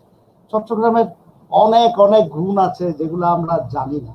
তারপরে আরো একটা বিষয়, হারমাদ জলদস্যু। হারমাদ জলদস্যু কারা? হারমাদ জলদস্যু হচ্ছে পর্তুগিজে। হারমাদ জলদস্যুরা এসে জলদস্যুটা করতেন, পরে মোগল সম্রাটের কাছ থেকে একটা পত্র নিলেন, চট্টগ্রাম অঞ্চলে ব্যবসা বাণিজ্য করবেন, বাণিজ্য পথ নিয়ে থাকবেন। তারা সেখানে থাকলেন, কিন্তু তাদের মূল লক্ষ্যটা ছিল জলদস্যুতামি। জলদস্যুতামির মূল উপকরণ ছিল চট্টগ্রাম থেকে মানুষকে ধরে নিয়ে বিভিন্ন বন্দরে বন্দরে বিক্রি করা। এবং সেটা এত রোমহর্ষক ছিল, তারা যে মানুষগুলোকে ধরে নিত তাদের পায়ের হাতের পাতার মধ্যে পাঞ্জার মধ্যে ফুটো করে দড়ি দিয়ে বেঁধে রাখতো। তো ওনাকে মারা যেত, সামান্য খাওয়া দিত, বিক্রি করে ফেলতো। আপনার মেয়েদের আলাদা একটা ডিমান্ড ছিল, আর শিশু বালক কিশোরদের ডিমান্ড ছিল, বুড়োদের একটা ডিমান্ড ছিল। এদেরকে বিক্রি করতো। এদের সাথে যোগ হলো মগ জলদস্যু। এই মগ জলদস্যু এবং হারমাদ জলদস্যু, এদের জলদস্যুতার প্রকোপ এতটুকু বেড়ে যায়, এরা চট্টগ্রাম অঞ্চল তার সন্নিহিত সমুদ্র এলাকা এবং পশ্চিমবঙ্গ, উড়িষ্যা এসব জায়গায় পর্যন্ত। সেই সময় মায়েরা বাচ্চাদেরকে মগ জলদস্যু এবং হারমাদ জলদস্যুর কথা বলে ঘুম পাঠাতো। আর তাদেরকে যখনই তাড়া করতো মোগল সম্রাটের বাণিজ্য নৌতরি, তারা সব পালিয়ে যেত সন্দ্বীপে। আজকের যে সন্দ্বীপটা আছে, এই সন্দ্বীপের নামকরণটা করে ইংরেজরা। কারণ দূরের থেকে, বঙ্গোপসাগরের দূরের থেকে একটা দ্বীপ দেখা যায়, বালি বালি বালিয়াড়ি চকচক চকচক চকচক করে সূর্যের আলো পড়ে, তারা সেটার নাম দিল স্যান্ড হিপ, অর্থাৎ বালুর টাল। সেই বালুর টাল পরবর্তীতে অপভ্রংশ হয়ে সন্দ্বীপ হয়ে যায়। তারপরে এই হারমাদ জলদস্যুদেরকে আপনার নির্মূল করার জন্য এক পর্যায়ে সম্রাট শাহজাহান শায়েস্তা খানকে পাঠালেন। শায়েস্তা খানকে পাঠানোর পরে আপনার এই পতেঙ্গার বুকের মধ্যে প্রচন্ড যুদ্ধ হয় 3 দিন ব্যাপী। সেই যুদ্ধের মধ্যে হারমাদ জলদস্যুরা হেরে যান। হেরে যাওয়ার পরে সেই পতেঙ্গার নাম আরবরা করেন ফতেগা। আরবি শব্দ ফতে হচ্ছে বিজয়, আর গা হচ্ছে স্থান, যে স্থানে বিজয় হয়েছে। সেই ফতেঙ্গা পরবর্তীতে অপভ্রংশ হতে হতে আজকের পতেঙ্গা, যেখানে আমরা ঢাকা থেকে গেলে পতেঙ্গায় গিয়ে একটু সমুদ্রের বাতাসটা নিই। সমুদ্রের বাতাসটা না নিলে মনে হয় যে টিকতে পারবো না, মাসে 6 মাসে, বছরে 6 মাসে একবার তো যেতেই হয়। তো এই হচ্ছে আজকে চট্টগ্রামের এই ভৌগোলিক অবস্থান এবং বিভিন্ন নামকরণ, ঐতিহাসিক বিষয়বস্তু। আমি আজকে একটা জিনিস, শিল্প সাহিত্য এগুলা নিয়ে আমি বলার আগে জরুরি ভাই বলে গেছিলেন, এগুলো বিরক্তি করার ঠিক হবে না। আপনার একটা কথা বলি, বাংলা ভাষাটা মূলত এই দেশের প্রান্তিক জনগোষ্ঠীর দ্বারা বাংলা ভাষাটা আজকের এই জায়গায় আসে।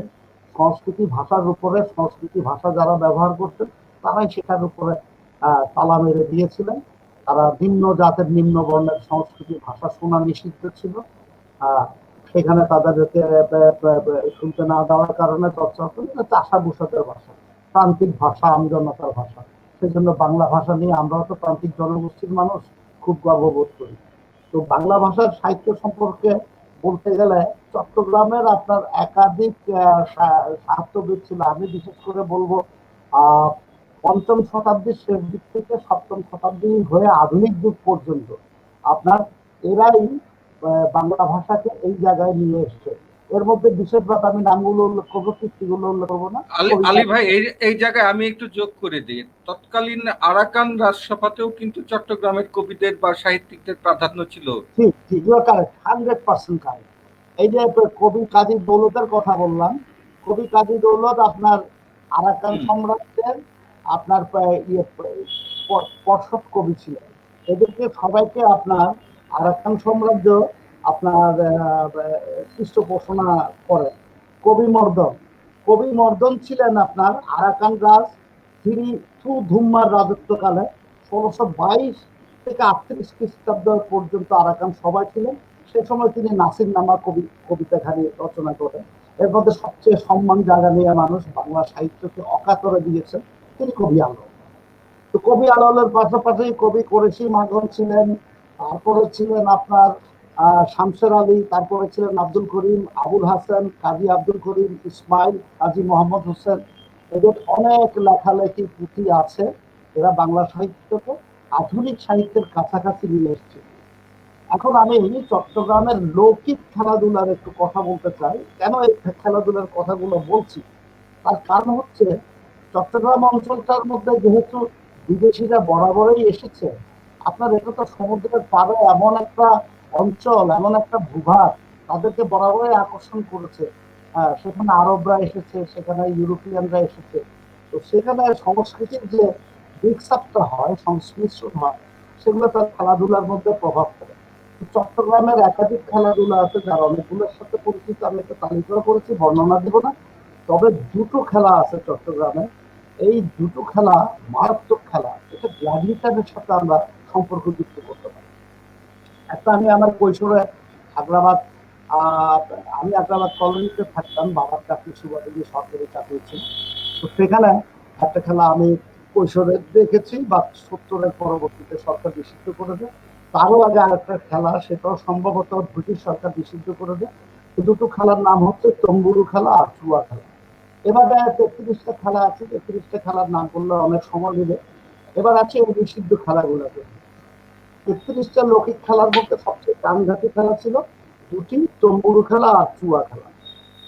তম্বুরু খেলার যে বিষয়টা ছিল, দুইজন খেলোয়াড় সেখানে নামবে, নামে তারা জয় পরাজয় পর্যন্ত খেলাটা কন্টিনিউ করতে থাকবে, এবং এই কন্টিনিউ করা মানেই হচ্ছে বিজয়ের স্তম্ভ উড়ানো, ক্যাটন উড়ানো, মানে হচ্ছে আরেকজনের মৃত্যু। এটাকে বন্ধ করে দেওয়া হয়। তারপর আসলো চুয়া খেলা। চুয়া খেলাটা এটা হতো প্যারেড গ্রাউন্ডে হতো, বিশেষ করে 60-এর দশকের কৈশোর কিশোর কাল যারা চট্টগ্রামে কাটিয়েছেন এবং 70-এর দশকের কিশোর তরুণ, তাদের হয়তো স্মৃতিতে থাকতে পারে। আর আরেকটা হতো আগ্রাবাদ কলোনির মাঠে। এই খেলাটার সাথে সম্পর্কিত কথাটা বলে নিই। এই খেলাটার সাথে বারুদের একটা সম্পর্ক ছিল। তো বারুদ আবিষ্কার হয় চীনে, সেটা ৯,০১৪ সনে। ৯,০১৪ সনের আগে আপনার পঞ্চম খ্রিস্টাব্দ থেকে আপনার চৈনিক পরিব্রাজকরা বাংলাদেশে আসেন। আহিয়ান সম্ভবত পঞ্চম শতাব্দীতে, তারপরে হিউয়েন সাং, তিনারা আসেন। তিনাদের আসার সাথে সাথে আপনার সৈনিক উপকরণ ইত্যাদি ইত্যাদি এগুলা আসা শুরু করে। চীন থেকে বারুদ ছড়িয়ে পড়ে ইউরোপে, তারপরে তো আজকের অবস্থা। এই বারুদটা নিয়ে কেমনে খেলতো, এই খেলা আপনার শুরু কবে, এটা আপনার আমি ঘাটাঘাটি করেছি। ভাই জি বলেন। হ্যালো। রেজা ভাই, চট্টগ্রামের বলি কিন্তু এখনো কিন্তু বিখ্যাত। হ্যাঁ হ্যাঁ রেজা ভাই। হ্যাঁ হ্যাঁ হ্যাঁ হ্যাঁ, আমি হ্যাঁ শুনতেছি। আমি তালিকাটা পেয়েছিলাম, আমি শর্ট করে ফেলি। 1 নম্বর বলি খেলা, 2 নম্বর হ্যাঁ। লড়াই বা ষাঁড়ের লড়াই, 3 নম্বর চুয়া তম্বুরু খেলা, 4 নম্বর চুয়া খেলা, 5 নম্বর গাডুডু খেলা। সেনি আপা বুঝবেন ভালো করে, এটা হচ্ছে চিহি খেলা, মেয়েরা খেলতো। ঝি ঝি জিওয়ালা খেলা, তারপরে এচকি মেচকি খেলা, এগুলো সেনি আপাদের খেলা। টুপি খেলা, দুদা খেলা, টুনি ভাইয়ের টুনি খেলা, জোর না বেজোট খেলা, চোখ বান্ধা খেলা, কুলুক খেলা, টেক্কা চুরি খেলা, গাই খেলা, বাঘ পায়ের খেলা, বিহিলা বন্ধ করা খেলা, মোগল পাঠান খেলা, দড়ি খেলা, নারিকেল খেলা, ঢেকি খেলা, চান্দা খেলা, পর খেলা, হাতিগুপ্তি খেলা, কড়ি খেলা। কড়ি খেলা আমরা সবাই খেলেছি। নাট্য চড়াই খেলা, কুত্তা খেলা, এটা কি জানি আমি, কাইল্লা খেলা, কৈতর বাচ্চা খেলা, পানি খেলা, গাঙ্গুলি খেলা আমি খেলেছি, আমরগুতা খেলা। এই জুয়া খেলাটা নিয়ে আমি বলি। তো জুয়া খেলাটা মূলত হচ্ছে আপনার, আমি এটাকে বৈজ্ঞানিক ভাবে এটার কারণ যদি দেখে, এটা নিউটনের তৃতীয় গতিশক্তির উপর দাঁড়িয়ে আছে, পরিষ্কার কথা। আপনার আমরা আমরা চিটাঙ্গের ভাষায় বলি ভাইয়াবাস, এটাকে শুদ্ধ বাংলা ভাইয়াবাস না কি বলে, নেভিয়াবাস সেভিয়াবাস বলতে পারবেন। হ্যাঁ। তো ওই বাসটা, আপনার বাসের কিন্তু গিরা থাকে, উপরের গিরা আর নিচের গিরা, গিরাট গুলো অক্ষত রেখে বাসটা কাটা হয়, আর না হয় মুলি বাস। তো বাসটা কেটে বাসের একটার উপরের অংশ ফুটো করে তার মধ্যে বারুদ ঢুকানো হয়। বারুদ ঢুকানোর পরে স্প্লিন্টার হিসেবে কাচের গুঁড়ি, ছোট ছোট আপনার অ্যালুমিনিয়াম অথবা লোহার পাত ঢুকিয়ে দিয়ে সেই বুকটা বন্ধ করে দিয়ে তার মধ্যে একটা সংখ্যা ঢুকিয়ে দেয়। এই চুয়াগুলোর পরিচিত হচ্ছে, আপনার যদি 250 টাকার চুয়া দেন, তাহলে এটা আড়াই পাইয়া, আড়াই পোয়ার যদি দেন, আড়াই পাইয়া, 3 পোয়ার দিলে 3 পাইয়া, 4 পোয়ার দিলে 4 পাইয়া, 5 পোয়ার দিলে 5 পাইয়া, সো অন, এগুলোর নাম। এই খেলাটা হয় 2 দলের মধ্যে। আপনার প্রতি দলে আপনার 100 থেকে 150 জন করে খেলোয়াড় থাকে। তাদের আপনার একটা এরিয়া থাকে, মাঝখানে আপনার লাইন অফ কন্ট্রোল থাকে। আপনার সেই কাশ্মীরের লাইন অফ কন্ট্রোল না, এটা চুয়া খেলার লাইন অফ কন্ট্রোল। আপনার 5 থেকে 700 ফিট করে জায়গা বরাদ্দ থাকে। তারা সেখানে নিচে পরীক্ষা করে, ট্রেঞ্চ করে সেখানে বসে, তাদের সাথে সমর্থকরা দেয়, সেখানে খেলা হয়। খেলাটার ব্যাপারটা হলো এরকম, এক দল আরেক দলকে এই মিসাইলটা দিয়ে অ্যাটাক করবে, অ্যাটাক করার পরে যে দল টিকতে পারবে না চলে যাবে, পালিয়ে যাবে, বিপরীত দল জয়ী হবে। এখন এটা খেলার আগে তারা সমর্থক নিয়ে আসা, আতশবাজি দিয়ে ফুটি টুটি করে সন্ধ্যার পরে খেলে। খেলাটা সাধারণত নভেম্বরের দিকে হয়, সর্বরাতের দিকে হয়। তারপরে এই খেলার মধ্যে যথারীতি আলী ভাই আমি একটু মাঝখানে আপনি খেলার বিষয়ে বলি, আর আমরা খেলার জায়গাটা লম্বা হয়ে যাচ্ছে, মানুষ একটু মানে আবার শেষে আবার শুধু খেলার কথাটা, এর মধ্যে আমরা শেলি আপার কাছে চলে যাই। আপনি যেহেতু শেলি আপার কাছে ঠেলে দিয়েছিলেন বক্তব্যটা, আমরা শেলি আপার কাছে চলে যাই। শেলি আপার কাছে শুনি চট্টগ্রামের গান, সেই শেফালি খবর, শ্যাম সুন্দর বৈষ্ণব যে গানের কথাটা আসলো। আমাদের এখানে শিল্পী থাকলে খুব ভালো হতো এই গানগুলো, মানে যদিও অনেকে চিটাগাংয়ের ভাষা বুঝতে একটু সমস্যা হয়, কিন্তু এই গানগুলো কিন্তু সবার প্রাণের ভিতর ঢুকে গিয়েছিল, যার ফলে আমরা আর একজন শিল্পী না থাকাতে গানগুলো মিস করছি। তো সেই অভাবটা যদি শেলী আপা কিছুটা পূরণ করেন কবিতার মাধ্যমে, আমরা একটু কবিতা শুনে নিই। হ্যাঁ, আসলে হয়েছে কি, চট্টগ্রামের গানটা বোঝার জন্য কখনো ভাষার দরকার হয় না। একটা রিদম ছিল, যখন আমরা ছোটবেলা থেকে যখন আমরা শেফালী ঘোষ, তারপরে হচ্ছে শ্যামসুন্দর বৈষ্ণবের গানগুলো শুনতাম, দেখতাম যে যারা চট্টগ্রামের লোক না, তারাও কিন্তু সমানে মাথা নেড়ে যাচ্ছে। কারণ গানের যে বক্তব্য, যে ভাষা যা বলতে চাচ্ছেন, কেমন করে যেন সেগুলো, যেমন ধরেন আমরা মায়ের হাসি বা মায়ের কান্না বা মা শেলী ডাকটা আপা, বোঝার জন্য কিন্তু কিছুই মাঝখানে লাগে না, একটু বলি, আমি ওটাই যথেষ্ট। মাঝখানে একটু বলি, আমরা কিন্তু এখনো না বুঝেও মধু হই হই বীজ খাওয়াইলা বিখ্যাত হয়ে গেছে। ওটাই, হ্যাঁ, এই গানগুলা যেমন শেফালী ঘোষের গান কিন্তু এখনো পর্যন্ত মানুষের কণ্ঠে আছে। শ্যামসুন্দর বৈষ্ণবের গানও সেম, কিন্তু এই গানগুলো কিন্তু লোকজন এগুলো থেকে সরে যেতে পারেনি, না বুঝে একটা দেশের একটা সঙ্গীতকে ভালোবাসা, একটা এলাকার সঙ্গীতকে ভালোবাসা, এটা আমার মনে হয় শুধুমাত্র চট্টগ্রামের ভাষার ক্ষেত্রে সম্ভব হয়েছে।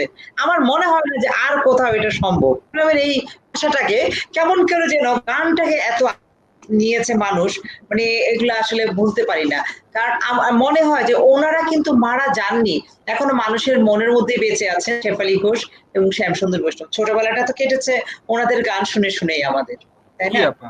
তো আমি তাহলে আমার এলাকায় চলে যাই, আমার কবিতা আবৃত্তি করছি।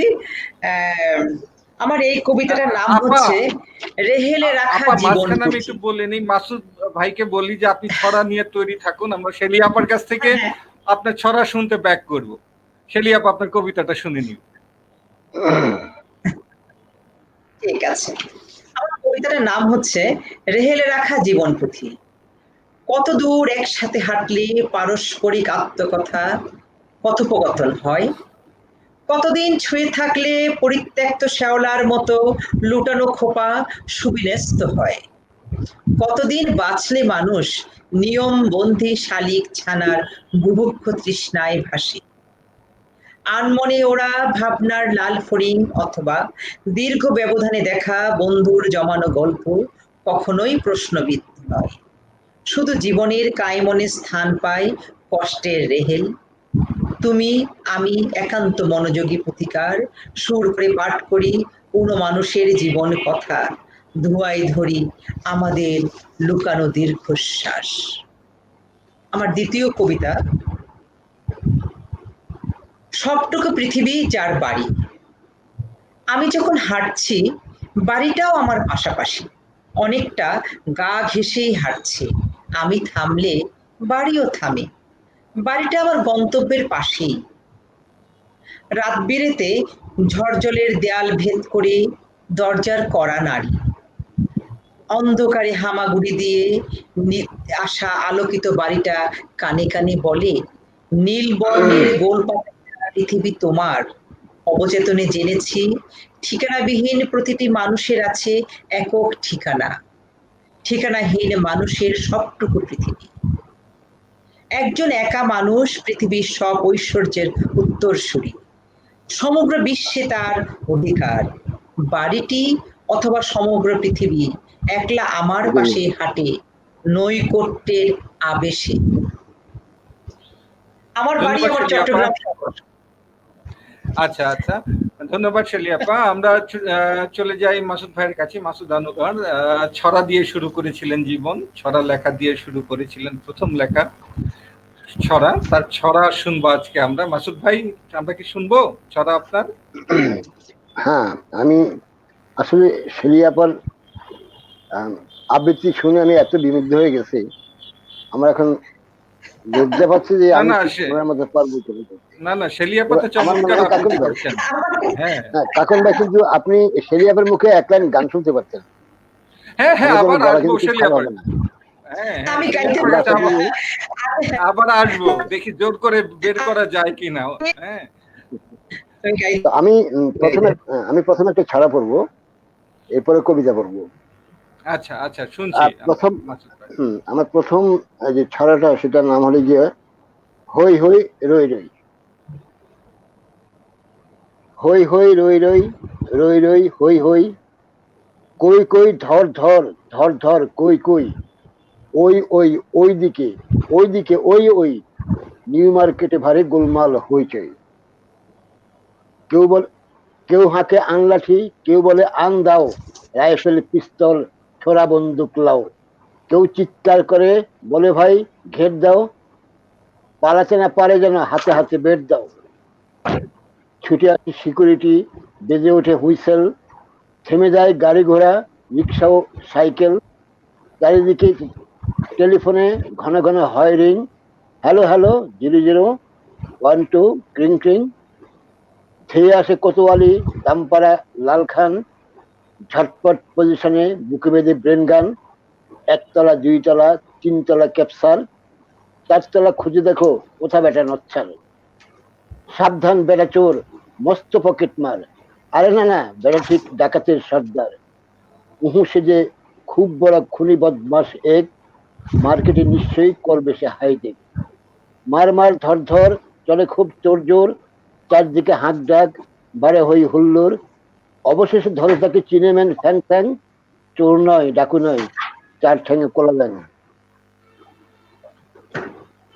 আমার ছাড়া শেষ করলাম। হ্যাঁ মাসুদ ভাই, এখন কবিতা শুনি আমরা। মাসুদ ভাইয়ের কবিতায় চলে আসি, কবিতাটা শুনে নি। আমার আমি দুটো কবিতা করবো। প্রথম কবিতা হলো সন্দীপের চাঁদ। চলো আজ সারা রাত জেগে দেখি সন্দীপের চাঁদ। উঠোনে নারকেল পাতার চিরল বাহারে, পাটি পাতার বিছানা পেতে শুয়ে পড়বো আকাশের দিকে চেয়ে। অনেক তারার জলসায় মধ্যমণি চাঁদ, বাঁশ বনে নিশাচর পাখি। প্রহর ঘোষণা দেবে স্বপ্নের ডিঙ্গার মতো ভেসে যাবে চাঁদ। আমাদের নিঘুম চোখের পাতায় ছড়িয়ে বৃষ্টি আলোক ফোটাই। হাজার বছর ধরে এমনি উঠোনে শুয়ে আমাদের পূর্ব মানবী চাঁদ দেখে আলোকের ঘোরে নিজেদের একান্ত অন্ধকারে ঘুমহীন রাত জেগেছিল। অথবা ব্যাঘ্র লাগা রাত, শীতের একাকী বিল, মুরলি বাসির সুরে ভিজে ভিজে যায় চন্দ্রাহত যুবকেরা। ঘুমহীন কোনো এক সুন্দর কষ্টের কাঁথা হৃদয়ে জড়িয়ে আনমনে চাঁদ দেখে সন্দীপের চাঁদ। গাছপালা ঘুম, প্রদীপ নেভানো ঘর গ্রাম, জোনাকিরা জলে নেভে এমন চাঁদের আলোয় সফল মুল্লুক আর বদিও জামাল করি মগ্নতার সুতবনে নিজেদের। মুরলি বাসিতে কাঁপে গোলস্তা এরম, কোকা পাহাড়ে দেও দত্ত। চলো চাঁদ দেখি সন্দীপের চরে, দক্ষিণে বঙ্গোপসাগর, মেঘনা পশ্চিমে আর উত্তরে বামনি।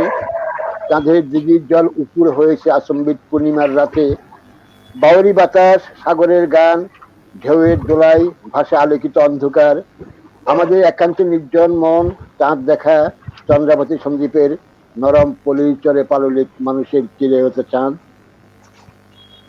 আমার দ্বিতীয় কবিতা, সমুদ্র ফুসেছে খুব নদীতে জোয়ার। আয় দোস্ত, পরেন না জানলার পড়ে যাই, সেখানে দুদিকে খাল, তুই পূর্বে আর আমি পশ্চিমে তাকাই। উদয় ভানুর খেল দেখে দেখে হেসে উঠ তুই, আর আমি পশ্চিমে তাকিয়ে দেখি অস্তায়মান নৌকার গলুই। সমুদ্র ফুসেছে খুব নদীতে জোয়ার, খলখলাইয়া হাসে আমাদের শিশুকাল থেকে এ পর্যন্ত আঁকা জল রঙের স্মৃতির ক্যানভাসে। তারপরে হিন্দু পাড়ার ভিতর দিয়ে পানের বরজ, সেইখানে পানের বোটা ছিঁড়ে নেই লক্ষ্মী রানী, অম্বালিকা, শেফালিকা দেবী। আমাদের স্কুল জীবনের সে মাটির কন্যাগুলো কোথায় রে আজ তারা? জীবনের জীর্ণ খাল বেয়ে কতটা এগুলো। 30 বছর পরে এই যে আমি পেছনের কথা ভাবলাম, তারাও কি তাই? সাঁঝবাতি জেলে ইষ্টনাম জপতে জপতে ভাবে নাকি একদিন আমরাও বই খাতা নিয়ে স্কুলে যেতাম। আয় দোস্ত, এই নাগরিক জীবনে বৈদ্যুতিক বাতি নিভিয়ে একদিন মন খারাপের হাঞ্জে বেলায় হিসেবের খাতাটা খুললে বসি পিডিম বাতি জেলে।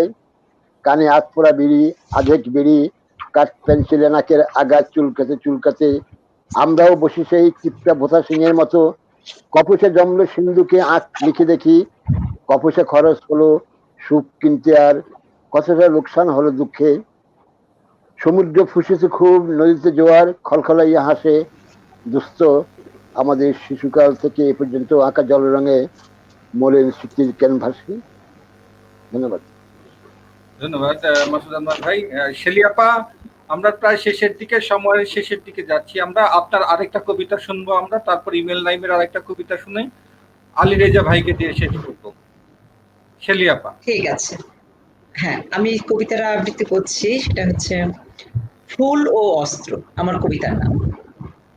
দিব্যি করানিরে জন্মদিন এলো, ফিরেও গেল তোমার হাতের গোলাপ নাপি। আমাকে ভিজিয়ে দিতে সৃষ্ট নদীটি মোহনায় ফিরে গেছে। দাবদাহের কালেও তুমি ছিলে স্নান বিমুখ। তোমার মতো ভাবার জন্য চৈতন্যের দুয়ারে চাষ পাথর কুচির। বিচ্ছেদের কৌণিক চত্বরে রোদ দেখে তুমি ছিলে প্রার্থনায় নত, ঈশ্বর পুত্র যিশুর মতো। কেউ কেউ বলে টিপু সুলতানের তরবারি তোমার হাতে দ্রবীভূত, তাই বুঝি অস্ত্রধারী হাত পুষ্প বিমুখ। ধন্যবাদ। ধন্যবাদ শেলিয়াপা। ইমেল নাইম, আরেকটা কবিতা শুনি আপনার কাছে। আপনার কাছে খুব বেশি শোনা হয়নি, আপনার আরেকটা কবিতা শুনি আমরা। ইমেল নাইম। আচ্ছা কাকন ভাই, জিল্লুর রহমান কি চলে গেলেন? হ্যাঁ, উনি তো বললেনই যে ওনার বাসায় অসুবিধা, সমস্যা আছে না? হ্যাঁ, জেনেছি সেটা। ঠিক আছে, ইমেল নাইম, হ্যাঁ শুনছি আপনাকে। জি, এখন যে কবিতাটা পড়বো তার নাম হচ্ছে আলাপন। মানুষ কেটে দাও, দেখো জমেছে বিভেদ। রক্তাক্ত দুনিয়ায় চোখ রাখে একটু স্পর্শ। ভুলের প্রাচীর মেপে ডুবে যায় দিন, উড়ে যায় বনে দিই সারা। ভুল ত্রুটি মেনে ঘুরে আসি একই বৃত্তাকার পথে। কথা শেষে একটা সেমিকোলন, শাশ্বত সুন্দর। থেমে যায় দিন রাত্রির মিথ্যে আলাপ। ভোকাট্টা ঘুড়ির মতো ঠক্কর খাচ্ছি আকাশে। উদ্দেশ্যহীন সীমানা আজ প্রকাশিত। এখানে রাত্রির রং নেই, শুধুই ধূসর। মানুষগুলো আড়াল হলে অচেনাই থাকে। পৃথিবী আঁকা হয় না ইদানিং। দৃশ্যমান চিত্রে বিভাজন রেখা টানা। হেরে যাওয়ার গল্প লিখছে অদৃশ্য কালিতে। নীরবতা ছুঁয়ে থাকে দেয়ালের গায়ে। দিনগুলো বড় হতে হতে বৃদ্ধ আজ। পাখি জন্মে লিখে রাখি মানব জন্মের পাপ। সময় হাতে ঝুলে বিবর্ণ কবিতা। নির্মাণের ফাঁক গলে ভাঙছে মায়া খেলা। ধন্যবাদ।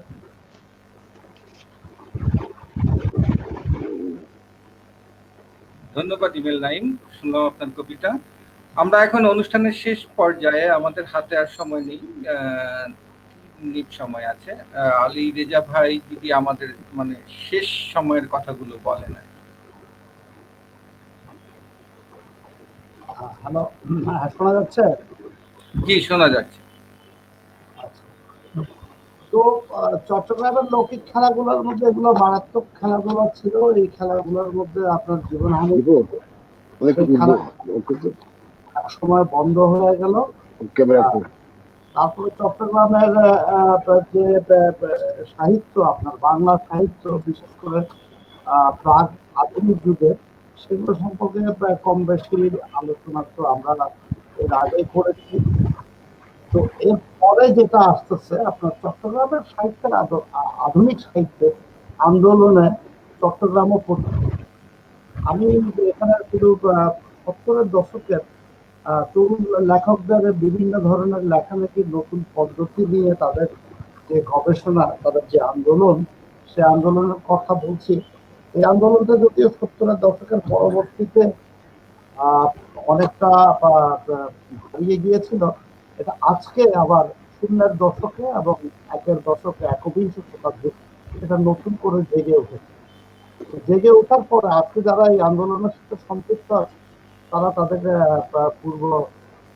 পুরুষদেরকে, তাদের পূর্বসূরীদের তারা স্বীকার করে না ওভাবে। যদি আজকে অংশমালিতে আমার এটার উপরে একটা প্রবন্ধ দিয়েছে, এটা আপনার অনুগল্প বিষয়ক অনুকরণ। তো চট্টগ্রামের আধুনিক সাহিত্য 70-এর দশকের লেখকদের মধ্যে নয়া পদ্ধতি নিয়ে বেশ কিছু আন্দোলন হয়েছিল। এর মধ্যে সর্বাগ্র ছিল কথা সাহিত্যের নতুন ধারা, মাইক্রো স্টোরি। এটাকে বিভিন্ন ভাবে বলা হয়, মাইক্রো স্টোরি বলা হয়, শর্ট স্টোরি বলা হয়। এটা সাধারণত আপনার ফেবেলের গল্প থেকে এই মাইক্রো স্টোরির প্রচলন, মাইক্রো স্টোরি আমরা দেখতে পাই প্রাক আধুনিক যুগে ইউরোপীয় পশ্চিমা সাহিত্যে ব্যাপকভাবে আসে। আর্নেস্ট হেমিংওয়ে থেকে শুরু করে এডগার অ্যালান পো, অনেকের লেখায় আমরা মাইক্রো স্টোরি দেখতে পাই। সেখানেই একটা ধারা এখানে আসছে, জেনারটা বা ধারাটা বিভিন্ন নাম দেওয়া হয়েছে। তো চট্টগ্রামে এসে এটার পুরোধা যিনি ছিলেন আন্দোলনের, তাকে আমরা আপনারা সবাই চিনব। তিনি বিশিষ্ট কথা সাহিত্যিক ও নাট্যকার চৌধুরী জহুরুল্লাহ। এই চৌধুরী জহুরুল্লাহ আকারে খর্বকায়, মেদ বাহুল্য বর্জিত, রসাত্মক এবং ব্যঙ্গাত্মক বক্তব্য দিয়ে চোঙ্গা গল্প রচনা করতেন। তিনি চোঙ্গা গল্পের ত্রৈমাসিক ম্যাগাজিনও চালু করেন, সেটা বেশ কিছুদিন চালু ছিল। চোঙ্গা গল্প 70-এর দশকের অনেক কৃতিমান লেখক এই চোঙ্গা গল্পে অংশগ্রহণ করেন।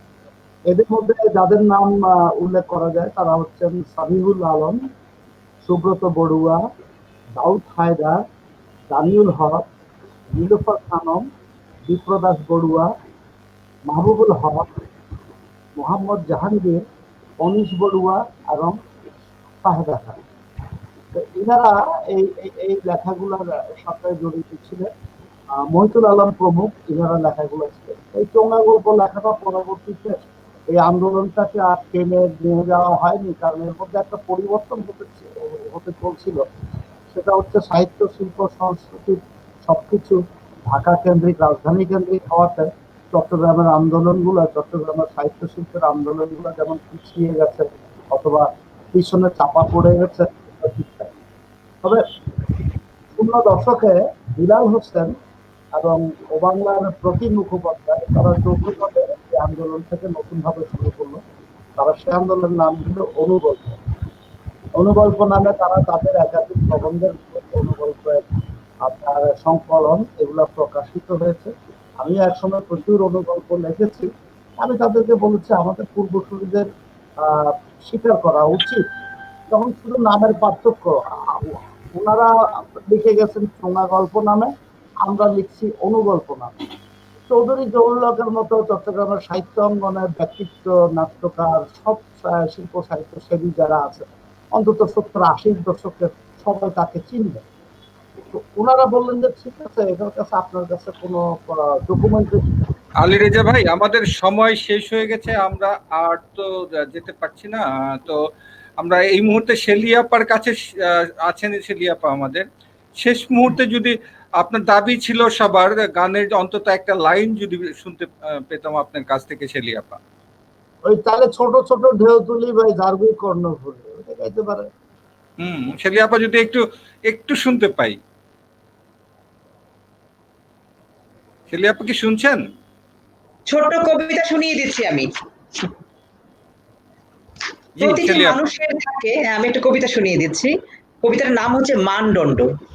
প্রতিটি মানুষের থাকে লুকানো পকেট, গোপন সত্য, বৈশাখী ঝড় অথবা বসন্তের কোকিলের মতো না চাইতেই ঘুমটা খুলে পূর্ণ গর্বা নারীর উদর। পিতৃত্বের দাবিতে সত্যেরা মিছিল করে, দর্শকের আসনের মানুষ হাততালি দেয় অচেনা জাদুকরের অদৃশ্য ইশারায়। কেউ কি জানে সত্যের জাদুদণ্ডে মানুষ বড় অসহায়? আমিও অসহায়, কারণ আমার কণ্ঠে সুর কখনো কাজ করে না। ধন্যবাদ। মানুষ সত্যি অসহায় এই অবস্থায়, আমাদের যে সারা বিশ্বের মানুষই অসহায় এই মহামারীর সামনে। আপনার কবিতার সাথে প্রতিধ্বনি করেই বলছি, আজকে শেষ করতে হচ্ছে, তো আমরা শেষ করি। এখন ভাই আমার ছোট্ট ছোট্ট কথা ছিল, সেটা হচ্ছে সঙ্গীত দিয়েই মোটামুটি শেষ হওয়ার কথা ছিল। আমরা কেউ সঙ্গীত গাওয়ার সাহস রাখি না। তবে আমি ছোট্ট একটা বলি, চট্টগ্রাম সম্পর্কে না বললে অসম্পূর্ণ থেকে যায়। বাংলাদেশের 60-এর দশকের হিপি আন্দোলনের পরে পপ মিউজিকের যে ঢেউ, সেই ঢেউটা কিন্তু তদানীন্তন বাংলাদেশে এমনকি পাকিস্তানে সেটা এসেছিল চট্টগ্রামের বুকের উপর দিয়ে। প্রথম পপ মিউজিক ব্যান্ড গ্রুপ চট্টগ্রামে ছিল জিঙ্গা শিল্পী গোষ্ঠী, এবং এই জিঙ্গা শিল্পী গোষ্ঠীর হাত ধরে পরবর্তীতে দেশ স্বাধীন হওয়ার পরে ঢাকায় উচ্চারণ এবং চট্টগ্রামের মধ্যে আইয়ুব বাচ্চু, জেমস, তপন চৌধুরী এবং এভাবে এনারা সবাই এগিয়ে আসছে। এই একটা নিউজটা ইনফরমেশনটা আমি দিয়ে রাখতে চাই, আমি চট্টগ্রামের পপ মিউজিকে কিংবা ব্যান্ড মিউজিকে চট্টগ্রাম অগ্রণী ভূমিকা পালন করেছি। হ্যাঁ, ধন্যবাদ। এইটা সবাই আমরা স্বীকার করি যে বাংলাদেশের আধুনিক সঙ্গীতে ব্যান্ড মিউজিক যাকে বলে, গ্রুপ টোটাল কম্বাইন্ড মিউজিকে এটার অবদান অস্বীকার করার কিছু নেই। সোলস থেকে অনেকগুলো গ্রুপ এসেছে, তখন অনেকগুলো গ্রুপ, সোলস থেকে জ্যামস, সোলস থেকে এলআরবি, নগর বাউল জাজ, অনেকগুলো গ্রুপ এসেছে, ব্যান্ড এসেছে।